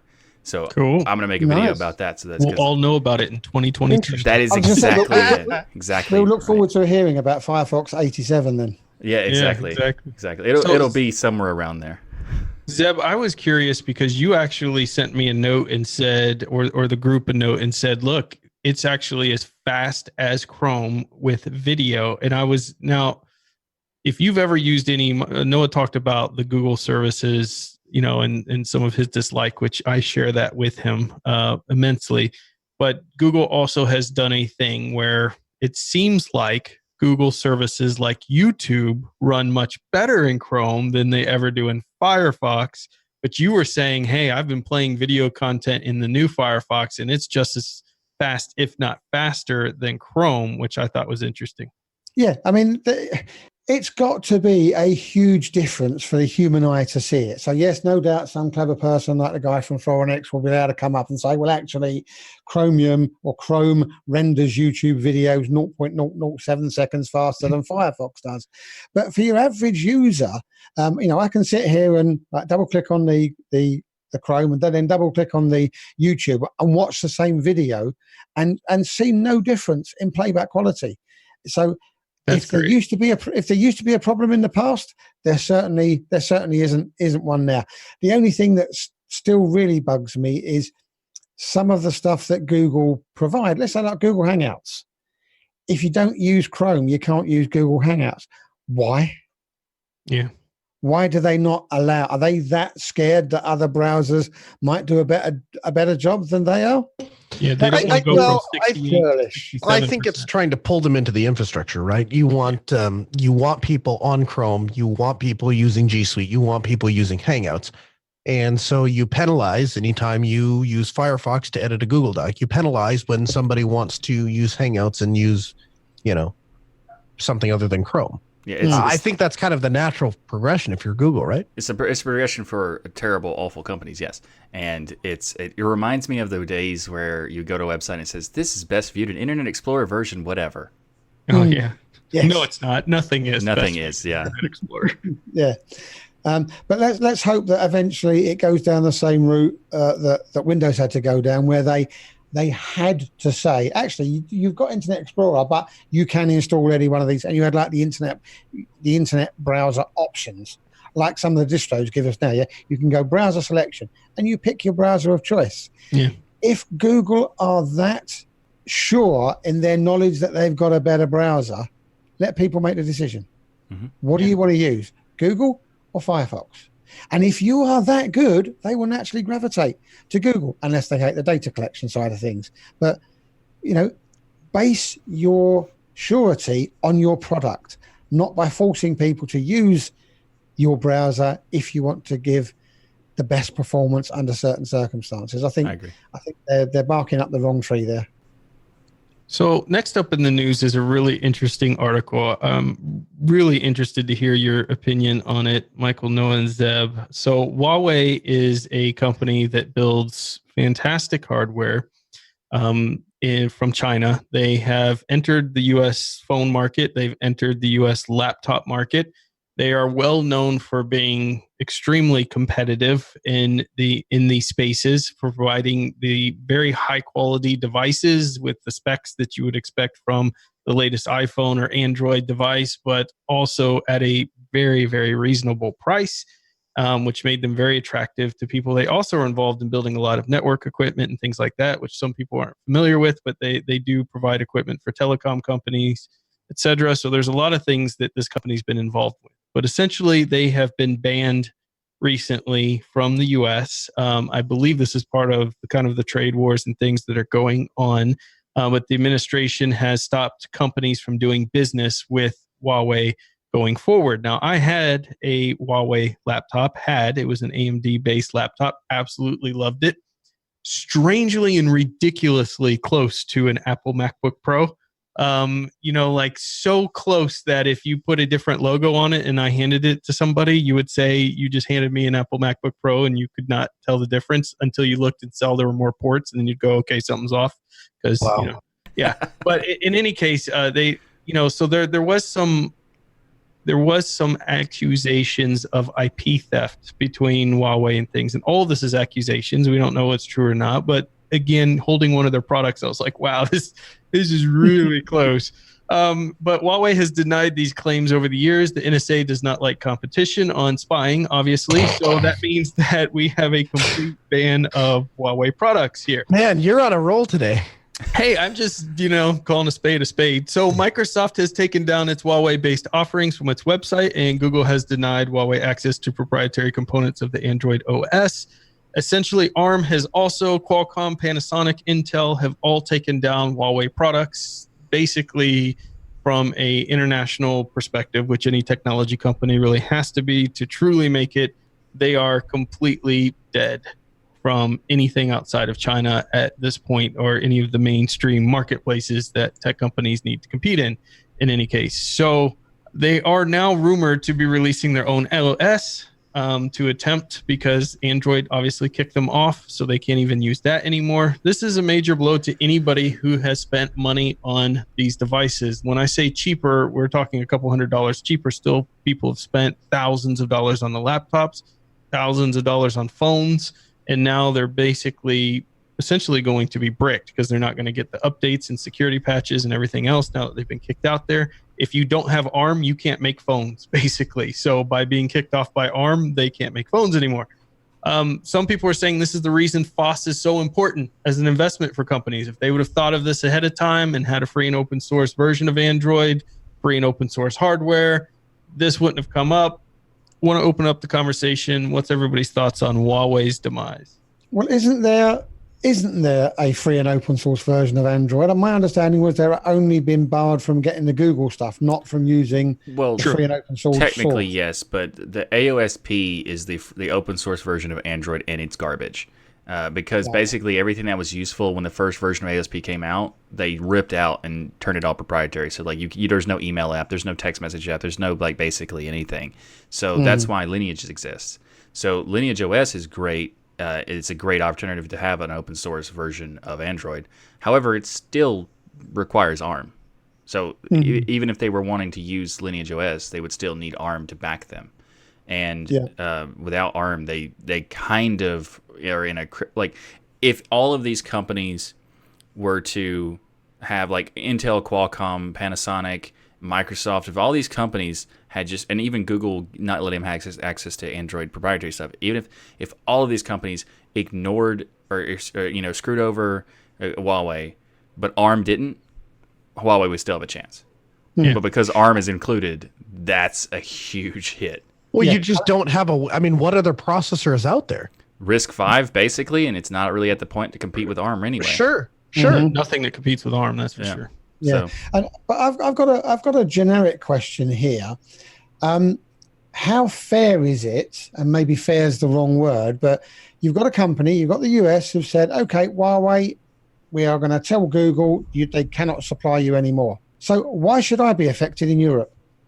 What right have you got as a country to stop me using my phone that I've bought legitimately? It's basically Nothing, trade war make your own stuff. processor. Yes.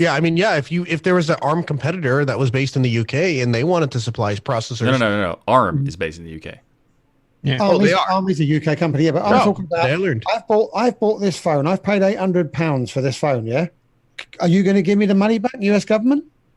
No, I talked to the government about that request. You've made my phone redundant now. You've now wrecked my £800 phone. If all of this doom and gloom happens. Yeah.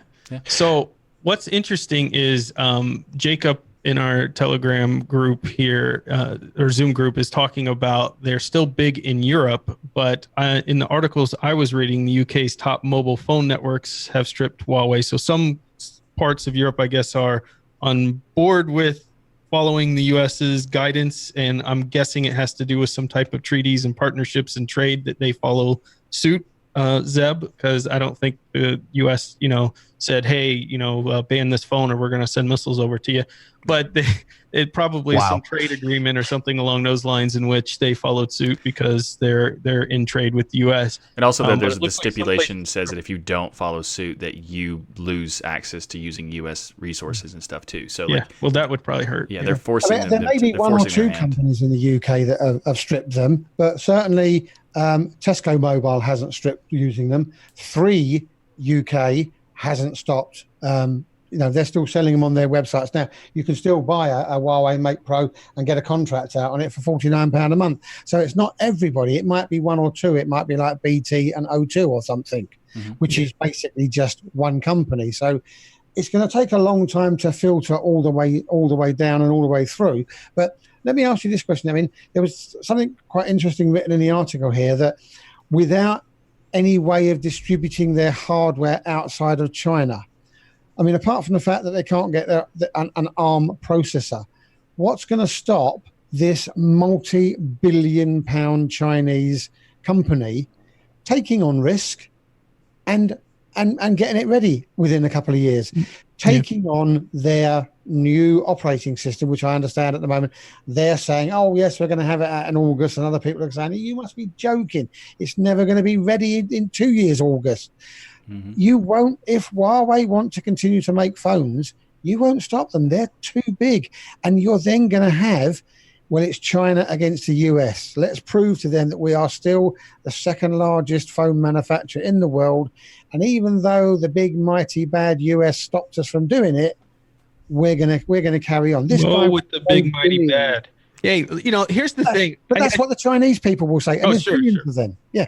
I think there is Huawei is really interesting company. I had to do some research when I bought their laptop, and I remember saying there's a lot of speculation out there about Huawei's involvement in IP theft, and also there's a lot of speculation about them including, rumors and things about them including spy devices inside the hardware and things like this.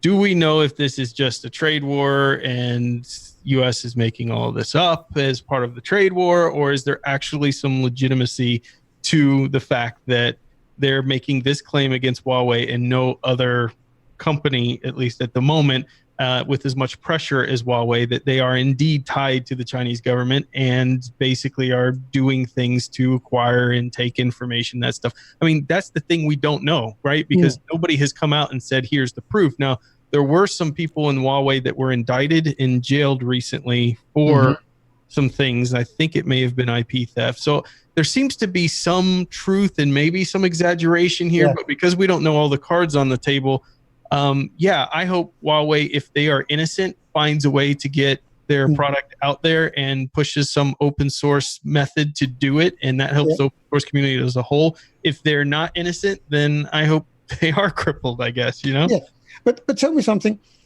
There's all this rumor and conjecture, and the US government has found proof. Wouldn't there be some sort of, this is for national security, that we don't actually admit we bought all this Chinese gear and they can now spy on our inner workings? Wouldn't they be obliged not to tell everybody and just put out one or two few rumors and hope an independent company can find it? Because you wouldn't want a government admitting they'd been made to look stupid. Well, what do you think, Noah? I'm pretty sure there must be something in the back. I agree with him. Yeah. But it's a good point about, like, they wouldn't admit it if they had this stuff, but it doesn't make any sense, because the way the policy is written, or the executive order was written, it wasn't really focused specifically on Huawei. It didn't mention their name, I don't think, but because of how it was like wrapped around, it essentially just focused on Huawei. Like, they're the ones that are the target, and it's obvious that they're the target because ZTE matches all of the same stuff. Because they're a Chinese company, they are in the same industry, they make some very similar products and stuff, but at the same time, ZTE basically has control over 5G hardware. So if you wanted to use 5G, then you need CTE. So if they were to have focused this on including all the companies that are relevant or related to this stuff, and they included ZTE, they would basically make it impossible for the U.S. economy to have 5G phones at that point. So because of LTE's, or not LTE, but ZTE's massive control, like not necessarily control, but the amount of market share that they have for 5G, it's just like, it just seems to be an attack to one company.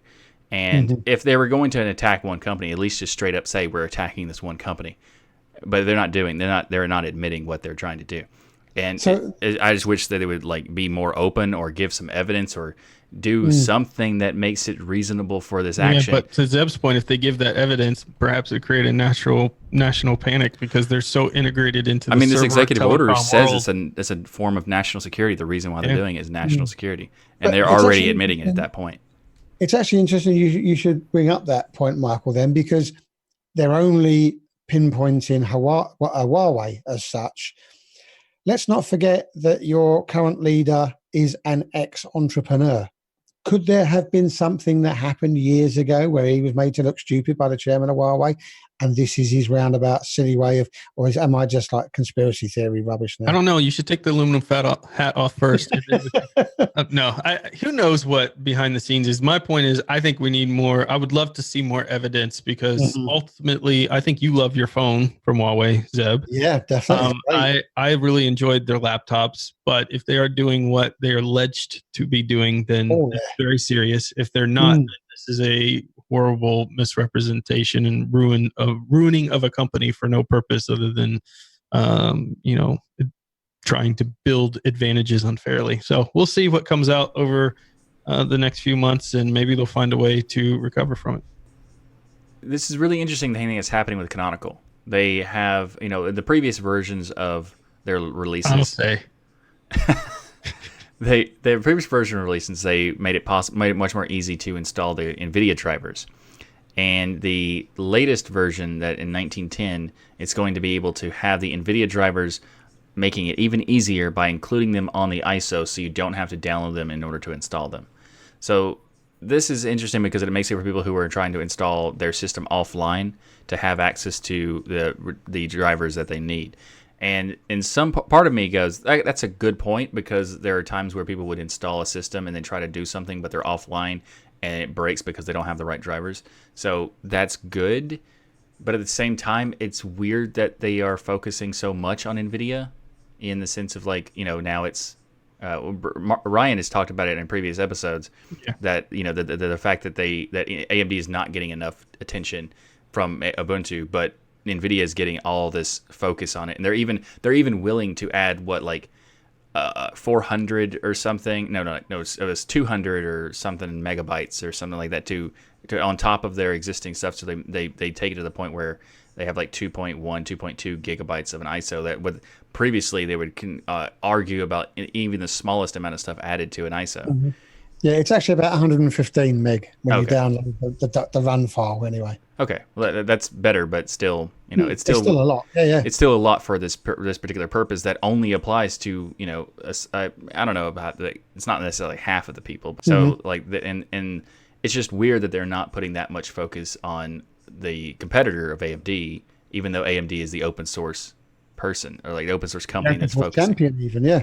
A lot of focus. I struggle with how to comment on this, because I like so many people from the Ubuntu community, and I love Ubuntu. I think it's a great product, although I've moved away from a lot of it, just because I fell in love with Arch and other things. But I struggle with this stuff because on one side, people forget when I came to, people call me the AMD fanboy. The reality is, when I came to Linux, and for many years, I ran Intel and Nvidia. In fact, my first videos are Intel and Nvidia machines that I built. I still have a lot of Intel machines. I don't have anything Nvidia currently, but I'm not opposed to it. I just like the competition because I think it was needed in the marketplace terribly to move the technology forward. That's my biggest thing. And AMD deserves the recognition for the incredible work that their CEO has accomplished and their engineers in making AMD what it is. So that I just want to get that clear, because I like Nvidia a lot. I also love that Ubuntu, one of the reasons I was able to stick with Ubuntu and stick with Linux is because Ubuntu was the easiest to get, even back then, 4 years ago, NVIDIA drivers working, right? So as a new user, I didn't have to do some special voodoo in the terminal to get NVIDIA to work. I went to additional drivers. It would usually pull something down, and I would install it, and it would work. And that was fantastic. Now they're taking all these steps to make it easier and easier and easier and easier, and there is absolutely nothing wrong with it. I see some people going nuts over it, like, because they're from the FOSS community. The reality is, if you're a hardcore FOSS person, you're not using Ubuntu anyway. I mean, that's true. So that's really not their thing. They kind of have a more pragmatic view on, open source and things like that. They support it, but they're also realists that most of the market, at least up to this point, although I think it's shifting, has been Nvidia. I do think they need to do work with AMD. I think it's a shame that they don't. I was very happy in our interview with openSUSE to hear, and I also noticed on their webpage a lot of times some of the stuff is sponsored by AMD, which does show to me that AMD is actually involved and willing to engage in the open source community, and that there needs to be a connection there between Canonical and AMD. Now, some people are going to say, what do you mean they need to work with AMD more? It's already built into the kernels. First of all, there are many cards where the drivers are not built into the kernel and will not work, so you would need a driver, which you will get nothing to help you with that in Ubuntu. There are the OpenCL headers that, AMD is working on ROCm and other things, but there are certain professional applications in which you do need AMD's proprietary driver. You get nothing to help you with that in Ubuntu. It just does seem to be a bias there. And my hope is, yes, continue down this road with NVIDIA, because this will bring more users and make it easier, and I love it. But you also need to look at other, and this includes with Intel as well, because likely when Intel releases their GPU, it's going to be a kernel-based driver as well. And you're going to need to work with them to make sure that you get their drivers in.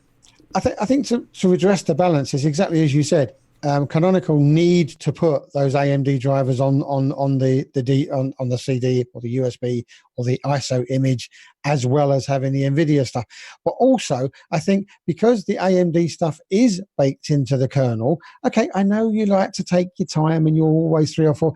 Get 420 out there now, today, so that when you buy this brand new card, because we know 420 is as solid as a rock. So stop faffing about Canonical. Put it on there, and let's have a balanced playing field again, because Preach I it. stand by my original statement of you use the tool that's right for you. So yeah, if you're an Nvidia user, this is fantastic news. But if you're the AMD user, you've still got that hassle of trying to go and find out where all these tools are. Level the playing field, AMD Canonical. Put the 420 kernel on the ISO and put some AMD proprietary drivers on there as well, because I'm sure their install routine will work out whether you need it or not.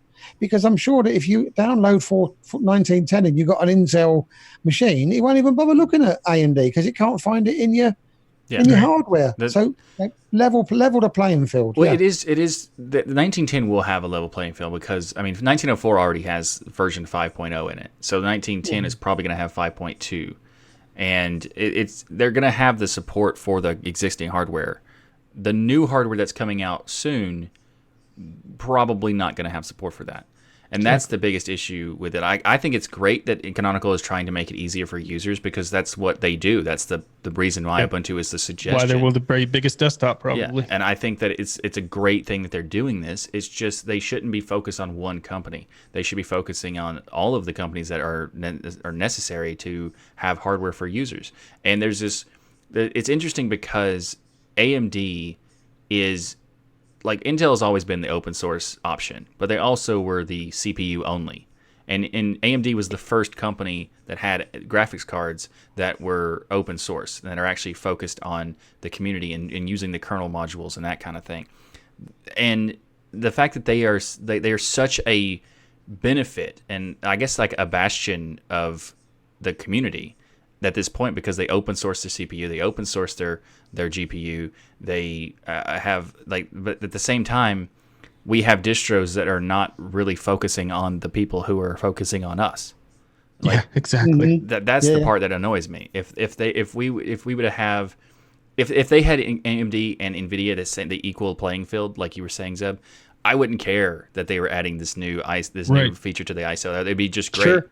It's just the fact that they're kind of ignoring the people who are. Fair enough. AMD used to ignore Linux. Like 10 years ago, AMD was terrible on Linux. But ever since the new CEO came in, they have reinvigorated the AMD as a company. They reinvigorated their development. They're making better hardware than they ever did. They're making better hardware than their competitors in some cases. It's just that we're not giving them credit for what they're doing, and I wish that the companies and I'm thankfully openSUSE is, but I wish more companies in the space would give them a credit for what they're doing and participate with them in what they're trying to do. Mm-hmm. And a great point you made about, and I totally forgot about the fact that they've got the 5 series kernel in the latest Ubuntu. So let's just tone down my rant at Ubuntu slightly, but come on, you could still do a bit more for the AMD users. Well, the point was, though, your point's very valid, that it takes a long time in between when something new comes out. If you're on Nvidia, you're going to get the proprietary driver right away to get ready to install. If you're on AMD, it took me 3-4 months before I could get the Radeon 7 to work in Ubuntu.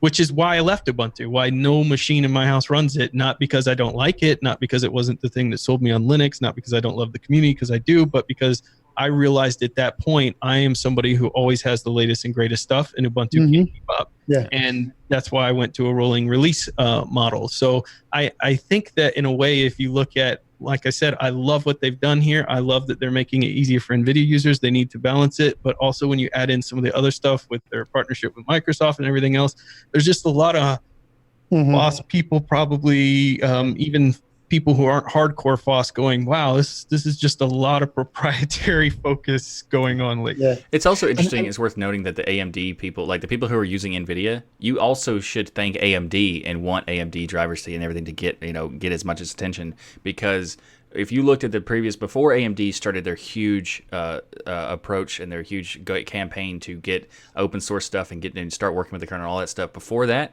NVIDIA maybe released once a year to the NVIDIA users. I was going to say you was about 3 years behind the latest release. Yeah, yeah, like you like if you were lucky, you got a year update. And it was like, and then as soon as AMD starts competing with them and start pushing the NVIDIA much harder, now NVIDIA is like, hey, we got a new release. Here's day one, or like maybe the first week or whatever. You got a reasonable update time, and it's all because they're now having to compete much harder with AMD. So even NVIDIA users should want AMD users to get the same level of quality too. Yeah, because competition makes all the ships rise. Yeah, exactly.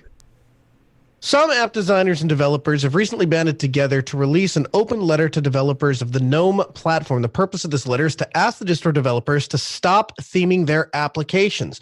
And, it's interesting because what happens is Gnome tries to force a specific style sheet on the applications that run on it. And it makes sense from a global standard, right? You want all the applications on an operating system to look the same. Thank you, Apple, right? That's kind of where we get that idea from. Like, God forbid, two different applications run on the same system and look totally different. We can't have that. So the operating system should decide the style sheet for every application. Here's the problem. It doesn't always work out. And what you end up happening is you have text boxes that tries to implement a dark theme. And so the text box where you go to enter text is dark, but the text is dark too, and so you can't see what you're typing. This has bitten me more times than I care to admit. And what it's done is it's interesting because as a person who goes to apply a style sheet because I want a dark theme, and then I notice all of a sudden half my applications I can't enter text into that, I've actually kind of gotten upset at Gnome. Turns out a lot of other people are actually going back and complaining to the software manufacturer and saying, hey, Firefox, I can't enter in my text because your thing is all dark, and so could you fix this and make it work properly with Gnome dark theme? And Firefox is coming back, or Mozilla is coming back and saying, no. Our theme works. Everything works inside of Firefox. The problem is Gnome is forcing down this style sheet. So what they're asking for is they're saying, hey, by default, instead of making us having to hard code these style sheets, why can't you let people opt in to something else if they, if they want to choose? And then if they say, hey, if you're a distribution who changes the system style sheet and icons, please reconsider this decision. And so I guess my take is a very firm, hard, solid, no equivocations. The application should be the ultimate authority on what works. And if they want to take in the style sheet from Gnome, for example, that's fine. But if they're not going to be cognizant of the fact that Gnome has this particular style sheet, particularly as it relates to dark modes, that's where I've seen the most problems. If you're not going to be cognizant, software manufacturer is not going to be cognizant of that, then you need to let the software manufacturer ultimately decide what the application is going to look like because they're responsible for this. Interestingly enough, Lightworks is a great example of something doesn't respect any sort of theming of any kind. When you launch Lightworks, it doesn't matter if you run it on KDE, on GNOME, on macOS, on Windows. It doesn't matter. It always looks exactly the same. And I don't think that's a bad thing. I think there's nothing wrong with that. And yet, are the window controls in different places sometimes? Yes. Does it look totally different? Yes. Does it look like a GNOME app? No. Who cares? Nobody. It just works. So I have a very strong opinion on one side of this issue. Okay, so to take you up on that point, I understand exactly where you're coming from, Noah, but you've got to look at the Gnome's point of view. So you say, if you've got 20 applications and they all look different, does anybody really care? Well, surprisingly enough, a lot of what you hear the Linux community nagging about, especially on certain distros, is, they can't make their mind up whether they're GTK2 or GTK3, and they can't make their mind up whether they're having the same sort of, they've got so many different random themes going on.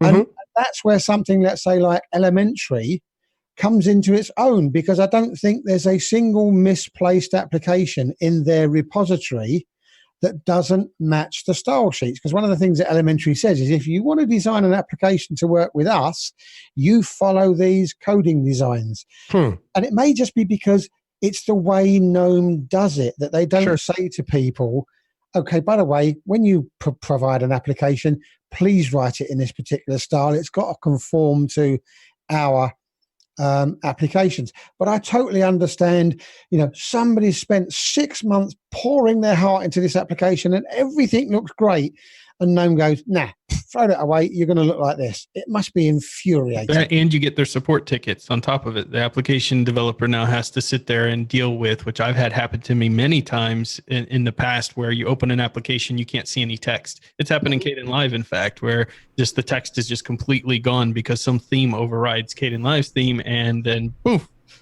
This was a past issue, but I remember even getting comments on a video with people asking for support from me, saying, hey, when I open Kden Live, everything's black. I can't see the text. The file menus are blank. I can't see the text. These type of issues. I even think I have a video out there on how to fix it back in the day. So this overriding of themes is now the app developers have to go out there and try to fix something that's not their call. So how are they supposed to fix it unless they just hard code it into their app? Yeah. And the other downside of it is going to be as well, if Gnome are going to continue to do this, developers will go, I ain't going to be bothering with this. I'm going back to Windows. Well, I mean, there's multiple issues that you have in this situation where one side, the app developers, they're making the app. They decide what it looks like. Fair enough. But there's also the other side of the distros want to have the best foot forward for people to use it. So for example, we talked about earlier with Ubuntu having not the best looking theme because Xfce doesn't have that great of a theme. But what if Ubuntu wanted to change like their theme completely and have a super custom thing? That would be a contradiction to what these people are saying for this structure. So, like, it would say, for example, Solus. They have a massively custom layout of GNOME and the GTK apps because they have a nice design and it looks great and it's one of the best polished setups by default. I mean, like Elementary has a similar kind of approach without that really heavy polish, and Solus has that polish, and they actually responded to this in a sense, because I'm not going to give you the whole thing. You can I'll check out the show notes. I'll have a link to their response. But one of the things they said that in the I don't know, manifesto, I guess what do you want to call it, they say, or open letter, they say, icon themes can change icon metaphors, leading to interfaces with icons that don't express what the developer intended. And their response to that was, icons are widely inconsistent without icon themes because there is no standardized way for an application to design its icon, especially given icon themes such as Adwaita don't have any coverage because for most third-party applications. So like when you have a theme that they want you to stick to and you install something else that this icon theme has nothing for, the icons immediately just look out of place. So they install an icon set that has these different icons for the various different applications. They all look nice, consistent, and polished. That is what people wanted to provide because it makes the system look much better. And then you have this weird situation where they're complaining about people changing their icon. They even say that they don't want you to change the app icon because an app icon is the identity of an app. Changing an app icon denies the developer the possibility to control their brand. But an icon, I agree with that. But no, an icon set doesn't change their brand. It doesn't change their image. It just changes the style of which it displays it. Absolutely just changes their brand. No, it absolutely does. If you install the Numix theme, Numix icons, and you have Firefox loaded, does it still look like Firefox? Is it still a Firefox brand? Kind of, but here's the thing. So it's interesting. We're in the process of launching a website to do some really cool things. And as part of that, we needed participation from the distros to use their branding and their logos. And so we reached out to their graphics team and said, hey, can we have permission to do this? And a lot of them, as you might imagine, just said, yeah, man, knock yourself out, right? But there were companies like Red Hat comes to mind, particularly the spacing between the D and the T and the H. There's a very specific space, and the amount of thing from the top to the bottom, there's a specific space, and the amount of the specific shade of red that the hat is supposed to be presented in is a specific shade of red. Like all of this stuff is carefully thought out and planned for careful branding. And so, yeah, I absolutely think you change the branding if you just say, well, yeah, it's recognizable as Firefox, but it has a slightly different hue or a slightly different tint, or it went from a circle to a square, whatever the changes that they're making, there's no denying that absolutely changes the brand. It 100% does. I don't think it changes the brand, but I think it does. It does. It's a significant point that I would agree that it does change it to a point where you can notice that there are changes. But I would say that's only just talking about the app icons themselves, not like the icon themes. As far as like what's inside the applications are completely different because you have Font Awesome. That's just an icon set. And it's just a generic icon set. And if you have that in your system, you're not changing that much. You're not changing anything that's significant. So maybe the app icon, maybe is a valid point. Even though I think the consistency aspects of icon sets are also a valid point. It's just like the theme itself. If you want to talk about consistency with GNOME and them not wanting you to change stuff, let's point out that GNOME is not consistent with itself. all of these different applications that sign this open letter don't look like each other at all. Like they're very different from themselves. Why does that? Here's the thing I'm still struggling with. Why does that matter? Why does it matter if all application? Why does it matter if all application? Like, is it not more beneficial to have functional apps and because here's essentially what I'm hearing. Essentially, kind of what I hear in the background is app developers are lazy, and so they just essentially, if they're not going to design it themselves, then we just want to let Gnome decide it for them so that everything looks consistent. Like at the end of the day, the reason that it works on an Apple platform is because the app developers themselves are targeting the Mac platform. We don't that's not the world we live in Linux. True. You don't have manufacturers that are targeting Linux some are obviously, but there's a lot of places like the Zoom client. I guarantee they go with the most basic thing they can get to because they just don't care, and they'll port it out there and they'll throw it out there. But there's nobody sitting down and saying, how do we make this work with Linux? And then to dig into that a little bit more, it would have to be, how do we make this look the best with Gnome? How do we make the best look with Xfce? How do we make etc. Yeah, it's just a never-ending thing. So you like, what would be wrong with just saying, if you want 15 different desktop environments and you want application developers to come over, then we better just let them decide what their applications look like. I guess that's the argument I'm not seeing a counter to. It's a difficult one, and theming and the way stuff looks is just too subjective for a definitive answer to be given. But they can just hard code it in, and to me that's the answer. Just hard code like Lightworks. You're not going to go Lightworks and put it in KDE or GNOME or any other desktop and get any different looking Lightworks. It's going to be exactly the same Lightworks because they hard coded in. I think the app developer said something in the article about not wanting to hard code it in. Why not? You're not going to change GNOME, first of all. I mean, This is the company that removes everything. So you might as well just go in there and hard code it if you want your application to look a certain way, and then you don't have to worry about supporting it. I don't see why it's so difficult for them to just hard code it. Because they want who cares if your applications don't look like the theme? I care that the application works. I know people care out there. But I am certainly not one of them, and I bet you most people don't even look at it. I care about consistency to a point, but I don't care if for example, if I was using an application that had it hard coded, it wouldn't stop me from using the application. It's like whatever. But the reason why they didn't want to do it is because they want the ability for the users to change it. They just don't want the distro developers to change it by default. And if their complaint of having people change it is because if you change this stuff, you're breaking the possibility of their support, then they shouldn't want the users to do it either, because then they have an issue where someone brings it in like, well, I have all these issues and this thing's not working, it's not displaying this thing, and they're like, well, you're not using what we give you, so we can't support you. So what's the difference of just hard coding it in general? Like, I agree with, like, what's the point of not hard coding it if you're going to not support them anyway? So it's a weird situation in the sense that there's really an interesting perspective that I'd like to share for this, and that is the biggest problem with this is that they're talking about how GTK overwrites the style sheet. You know what toolkit doesn't overwrite the style sheet and just changes fluidly? That's cute. The Qt toolkit changes fluidly and works cross-platform. You don't have to worry about that. You change the design for one platform, it works on the other. It doesn't matter. Imagine that. And it's kind of funny because the entire time I'm reading this open letter, I'm going, "You're just giving more reasons for Qt to be better than GTK." So it's just really weird. Interestingly enough, you find if you go and quiz, and I've done this too. I dug into this about a year ago. I was walking around. I was really kind of interested in digging into the different toolkits, and I started asking people, what toolkit do you prefer and why? And what you found is the people that preferred Qt could list a mile-long list of why they preferred Qt and all of the advantages and the scalability and the ability to do cross-platform, like everything under the sun, right? And the answer I got more often than not from GTK people are, well, just kind of personal preference. That's what I prefer. Like, okay. What I learned. Good reason. Yeah, I mean, honestly, though, I mean, that really is kind of what it amounts to. And then there's people that just say, oh, I just like GTK apps. Okay. Well, what specifically do you like about it? I just like GTK. I think they look better. Okay. So you don't have anything in specific that you think is, that you can point to, be like, well, this, and this. Now they do. But Q people can.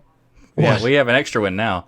But this is it's weird because like I've had people when this came out, it was a Reddit thread on it, and I commented on a Reddit thread, and I got some responses back that were not very favorable of my comment. And my comment was essentially saying a similar thing about how this is just the GTK GNOME developers talking about how GTK is broken fundamentally, and that you just change a theme and then it breaks your application. That is a bad toolkit.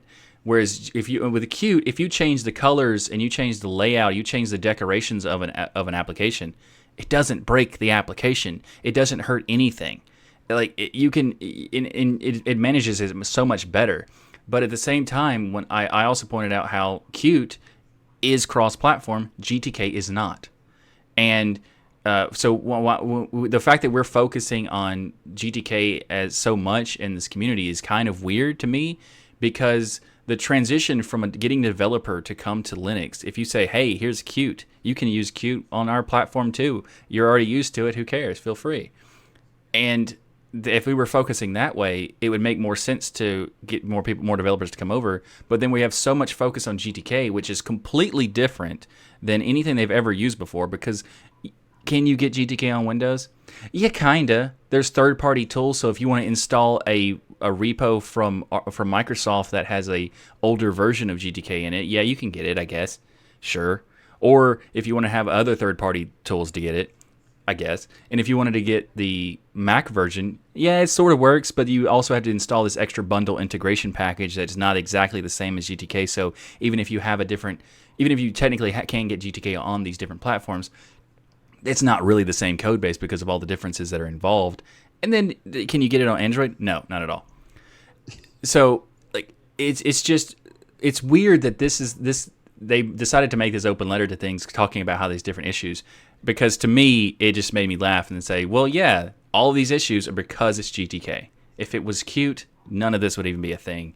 We would even be talking. Michael, you're going to have an open letter to GNOME saying move to Qt. No, see, I wasn't planning on it, but that's a great idea. So to your point, so you say that in jest, but the truth is you don't see Qt people running around with hammers bashing everybody over the head saying, hey, use our toolkit. But you do see GTK people doing that, right? Yeah. Like it's honestly, it's kind of funny because it can back it up with less, empirical evidence of here's why this is a better toolkit. Yeah, exactly. I actually had a conversation with a couple people who were GTK fans, and then in the conversation, I would mention all these different reasons why Qt was better, and then every single person in that every time that I had the conversation with GTK people, they would go, "Well, you have a good point, and you're not wrong about what you're saying, but I like this." Like, well, listen, if you are a GTK fan, and you could send us an email and let us know the top reasons why you think GTK is superior to Qt, and we may read it on the air if any of it makes sense. So I would like to know. Yeah. Sounds great. So next up in the news is a happy item because it's a game, Eagle Island. So pixelated game lovers like Zeb will rejoice to know that Eagle Island has released the demo of their upcoming falconry-inspired platformer. While there's no official release date yet, this game is receiving tons of praise and looks like an absolute blast to play. If you have ever played platformers, which I'm guessing are most of the games that Noah probably played back in the day, 100 years ago when Noah was a kid. I played Super Mario and Metroid and Castlevania. Hey, I will wipe you up and down the walls with N64 GoldenEye any day of the week, buddy. See what I mean? And that is a beautiful classic game right there. So this is inspired by that classical console-like art there, but it's still, I think, really, Zeb, if you looked at it, because I think it would actually pass, even though it's pixelated, your critique, because it's not ugly pixel, it's quite beautiful pixelation there. Well, had you given me this game to review, there wouldn't have been an issue. But I'll save my comments for later, because I just watched this and I immediately thought of, and I always forget which one it is, but there was a game that I used to play with the family when we had the, I think it was the Nintendo Mega Man, and it was a something about a little boy, and he would swim down amongst the fishes, and you'd have to dodge the octopus and go into somewhere else. And I'm hopeless at remembering the names, but it was a platform type game, very reminiscent of this. And I thought, yeah, I could get into this. This could be quite fun. And as you say, it's pixelated, but it's pixelated in a very professional way. it's capturing that old image style. But yeah, looking at it, it still looks good. I'd play it. Yeah, I think it looks really cool. I'm excited that it's getting its release on Linux in day one. And I love these style of games. These are fun because even if you don't have a dedicated GPU, these type of games are ones you can take with yourself on the road. So, if you're going to a conference or you're going to a place where you're going to have some wait time, you could take your Intel-based laptop with only an Intel GPU and be able to still play games like this while on the road, kill some time and then, play something else later. But yeah, it looks like a very, very cool game, and you get Linux on day one, and will run on a very minimal specs based on what the system requirements there in day one Linux release. So go download the demo now and add it to your wish list if it's something you're interested in. It looks like a pretty solid thing. I think it looks great. Like the art style is like old retro but modern work on the art. So it has a nice retro but at the same time very really well styled, pretty approach. So that's really cool. Okay, so before we move on to the next game, I just want to take you back to where my co-hosts were interviewing me. And one of the things that I said that I really dislike about Linux is regression. Okay, and for weeks we had a wonderful show. We had nice games and everything was tickety-boo and rosy. And now we have Ryan at his regression worst trying to troll me with a game. How dare you, Seb? So we have... Yeah, trying. This was fantastic. Irkalla, stunning pixelated game. I think stunning sums it up. Did I use the word stunning? Huh. In the title, Irkalla, stunning pixelated game. Yeah. I've watched the 35-second clip 30 plus times. I haven't got a Scooby-Doo what this game is about. I can't work out who's the enemy, who's the bad guys, who's the good guys. Are these people? Are these robots? Are these just red blobs?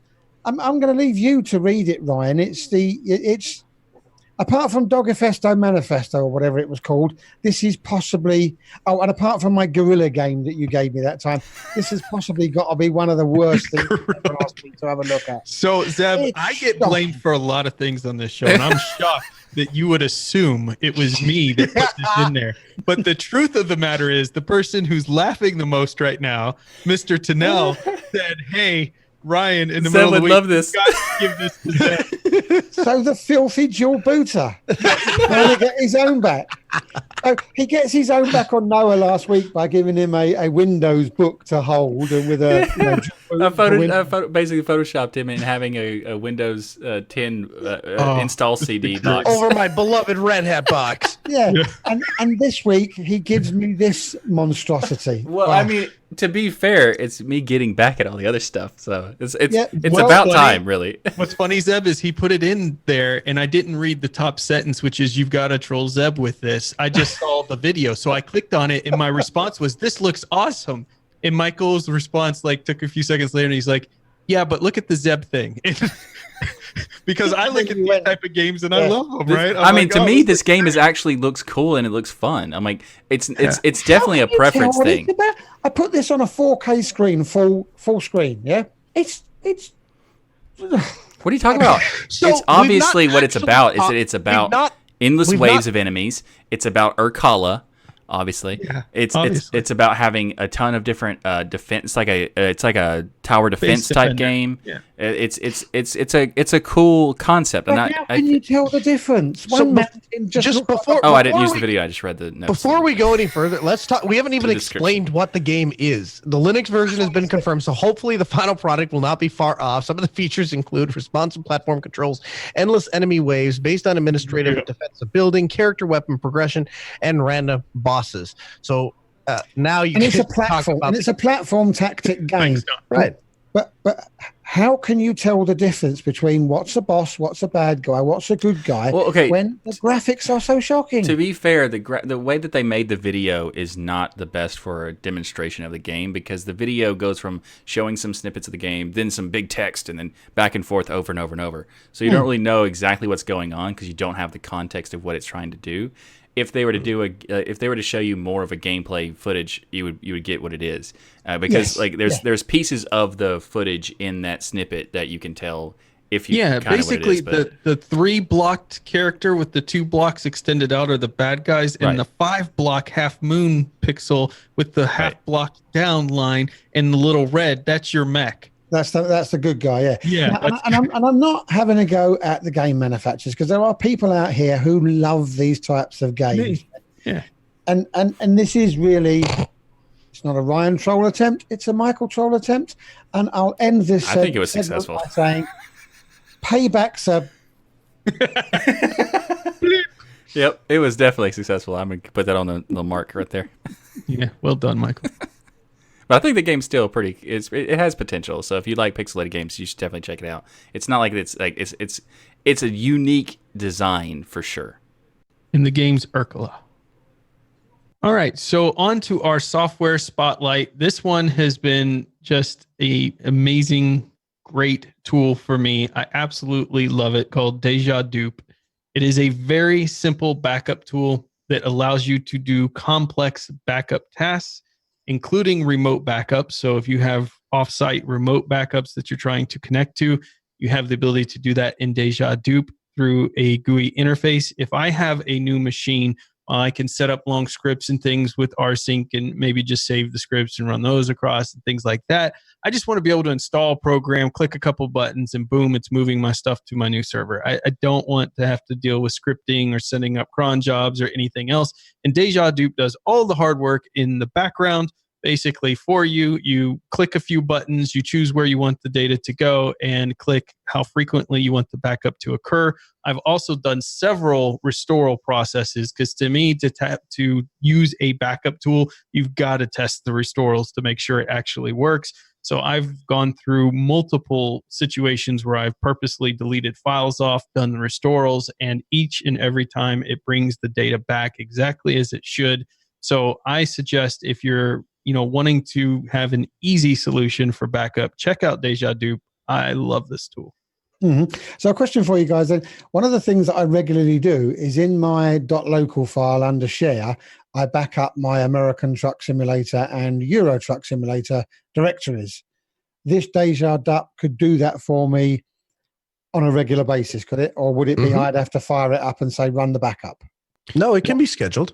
It can be scheduled as well, yeah.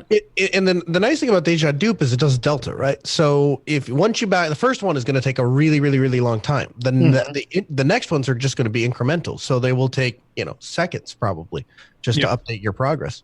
So it's a really cool tool.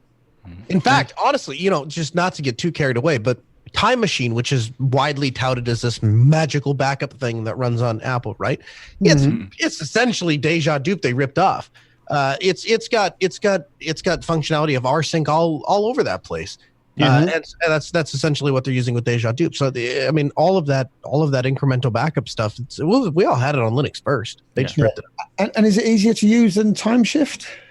I think so. Timeshift's pretty easy to use, but Deja Dup is like 3 screens total, and it allows you to do all of the advanced functions within those 3 screens, like scheduling, like choosing which folders you want to back up, which ones you don't. And it's so simple. I can have it up and running in 15 seconds, and I've got a machine now running backups for me. It's brilliant. All right, so having had hard disks for ages and ages and ages, I've got 8 USB drives. Does it have to be a Linux file system where it does the backup, or can it use NTFS? That's an interesting question. I don't think I've ever tried it on, because I'm not a filthy dual booter, so I don't know. Yeah, but it doesn't. You don't have to dual boot to have an old system. There's no way I'm going to transfer and take 8 terabyte off of a drive, then put it into extension 4, and then transfer 8 terabytes back again. So if you brought the drive with you to self, I would hope you do that. Just saying. But aside from that, yes, you can write to NTFS if that's what you're asking, as long as you run the code on a Linux box. Yeah. Yeah, you totally can. Absolutely. Cool. Nice. But then that's a major plus that it has over time shift, because time shift will only back up to another Linux file system. Good to know. So that's just a really interesting tip for this week is you've probably heard of head and tail. Like maybe if you've ever checked out these applications, they're very useful for a very specific thing. But tail for this tip is actually you could apply this to your logs, and you can use tail to monitor logs in real time to see like bug reports and information for bug reports and system analysis and stuff like that. And this will provide you with updates that occur and that could be invaluable for bug reports and showing the developers of what you're experiencing at that particular time, that you can then share really easily. And it provides a lot of benefit to you, so you don't have to get this gigantic log file and send them the log file. Like, here's the thing that I'm experiencing as I'm doing it, and it makes it a lot easier to do so. And there's some, we'll have stuff in the show notes that give you like what to use, because it is kind of specific of what you need to have. Like, you need to have certain parameters and flags associated to it when you do it, and also you would need to use sudo in it. So we're just going to have like there's different ways to do it for openSUSE and Red Hat and that kind of side, and also Debian. So we're just going to have all the different notes in the different commands in the show notes, and then explain what they do that way. So rather than just saying it right here, that you're probably not going to be able to write it down at the time we're saying it. So yeah, that could cause accidents. What did he say? Let me write that down. Exactly. It'll be in the show notes. I do want to dig in a little bit, because I just want to specify something. So the command tail tac f tac n6, and then wherever the log is, and then this follows it, right? This is a really interesting tip. As long as I've been doing system administration, I've never known about that. And what's interesting is the way I've always done it is and this is pretty hacky, but watch tac n and then 1 second, and then my tail command of the log. And so what happens is it just reruns that tail command every second. And that was kind of my way of live watching the log, as it were. So this is a way more efficient way to do it. I love it. Yeah, so this is part of where I found this is doing some research to help with the document that the lug group I'm working on for. And one of the biggest things that people who aren't wanting to become system administrators, but they want to help in a distro, one of the hardest things for them, because it's so inconsistent across distros, is getting helpful logs that they feel comfortable with putting into a bug report, that people aren't going to get mad at them or laugh at them or something like that. So this was one that I found that I loved, because it shows an nth number of lines at a time. So just 6 lines at a time, or you can make it 3 or 4. And then as you're doing that activity, you see the error, it's following it real time, and you can grab that and put that into a bug report. So hopefully it helps people. One of the hard things about putting all this in the document is different distros do keep their logs in different places. So you kind of have to compensate for that, which is what kind of Michael was referring to there. Yeah, that's very cool, though. I think that's the first time we had a tip that Noah didn't know about. So this is a day to remember. I don't know about that, but it is that's a really cool tip. That's I like awesome. to start using that. All right, so a big thank you to each and every one of you for supporting us by watching or listening to Destination Linux. We absolutely love our patrons. In fact, this show is sponsored by our patrons and Ko-fi members. If it wasn't for them, we would not be able to do this show each and every week. So thank you so much. And we want to let you know that if you want to support the show, you can join us for just $1. You could probably find that in your couch cushions if you really tried. $1 per month, that's pretty much darn near free. So consider being a patron and supporting the show. That's right. We're now on Ko-fi. As a way to support the show, you can buy us a cup of Ko-fi. We would love you to do that. And that offers a nice monthly option, which you have the same perks as Patreon. There'll be a link in the show notes, as well as our website, so you can join Ko-fi and buy us a cup of Ko-fi. The perks include things like live access to shows, live access to unedited version of the shows, as well as our most sincere gratitude. Absolutely. And as I say every week, please get back to us and let us know what you think about the show, ways that we can improve it. Do you want to see a few more outtakes? Because I know we've had a couple in recent episodes. But hey, ask those burning questions via numerous methods. You can email us at comments@destinationlinux.org. We also have our Telegram group. Please join us and chat with us there. Discord, Twitter, Mastodon, and a plethora of other ways that Michael has got available for you on destinationlinux.org/contact. And now, Michael, we have the unedited version of the Richard Brown interview, that has to be at least additional 30 extra minutes of content, if not more, right? Yeah, That it's a people- significant amount of content. And also, it's worth noting that he stayed for the post show, for the patron post show. So there's outside of the interview, there's, I think, like an hour extra of just having a conversation with the patrons and Richard as well. So it's a lot of content. If you want to get more from the interview, there's a lot more to that, and there's also just a bunch of extra bonus stuff too. So there's plenty of reasons to become a patron. Does the fun stop there, Michael? No, the fun doesn't stop there. Actually, we have our own channels, and you can check out Ryan by going to tuxdigital.com/DOSGeek. That's actually, I did do that. But anyways, seriously, it's youtube.com/DOSGeek, where you can find him filling your brains about hardware, software, and all things Linux. Zeb, you can find him at youtube.com/ZebedeeBoss. You can find Zeb driving at crazy speeds, moving aside caravans and to get in his way on his live streams. And you can also check out my content at tuxdigital.com, where I do in-depth weekly Linux Good News shows, this week in Linux, and other Linux-related content. Noah can be found, if you must, so wow, you're still holding a grudge? Well, he just changed it again. It says Linux Good News Archives. Like, he just changed it again. It's like, if he's gonna try to mess with me, I'm gonna go back to him. And no, you are so sneaky, man. I love it. Anyway, so he says, but Noah hosts a deep weekly talk radio show at 6 p.m. Central on Tuesdays. You can join him and answer all your Linux and business questions and stuff like that. And also remember to like that smash button and share the show on social media. So everybody have a great week, and remember that the journey itself is just as important as the destination. Thanks, everyone. Thanks, everyone. Bye-bye.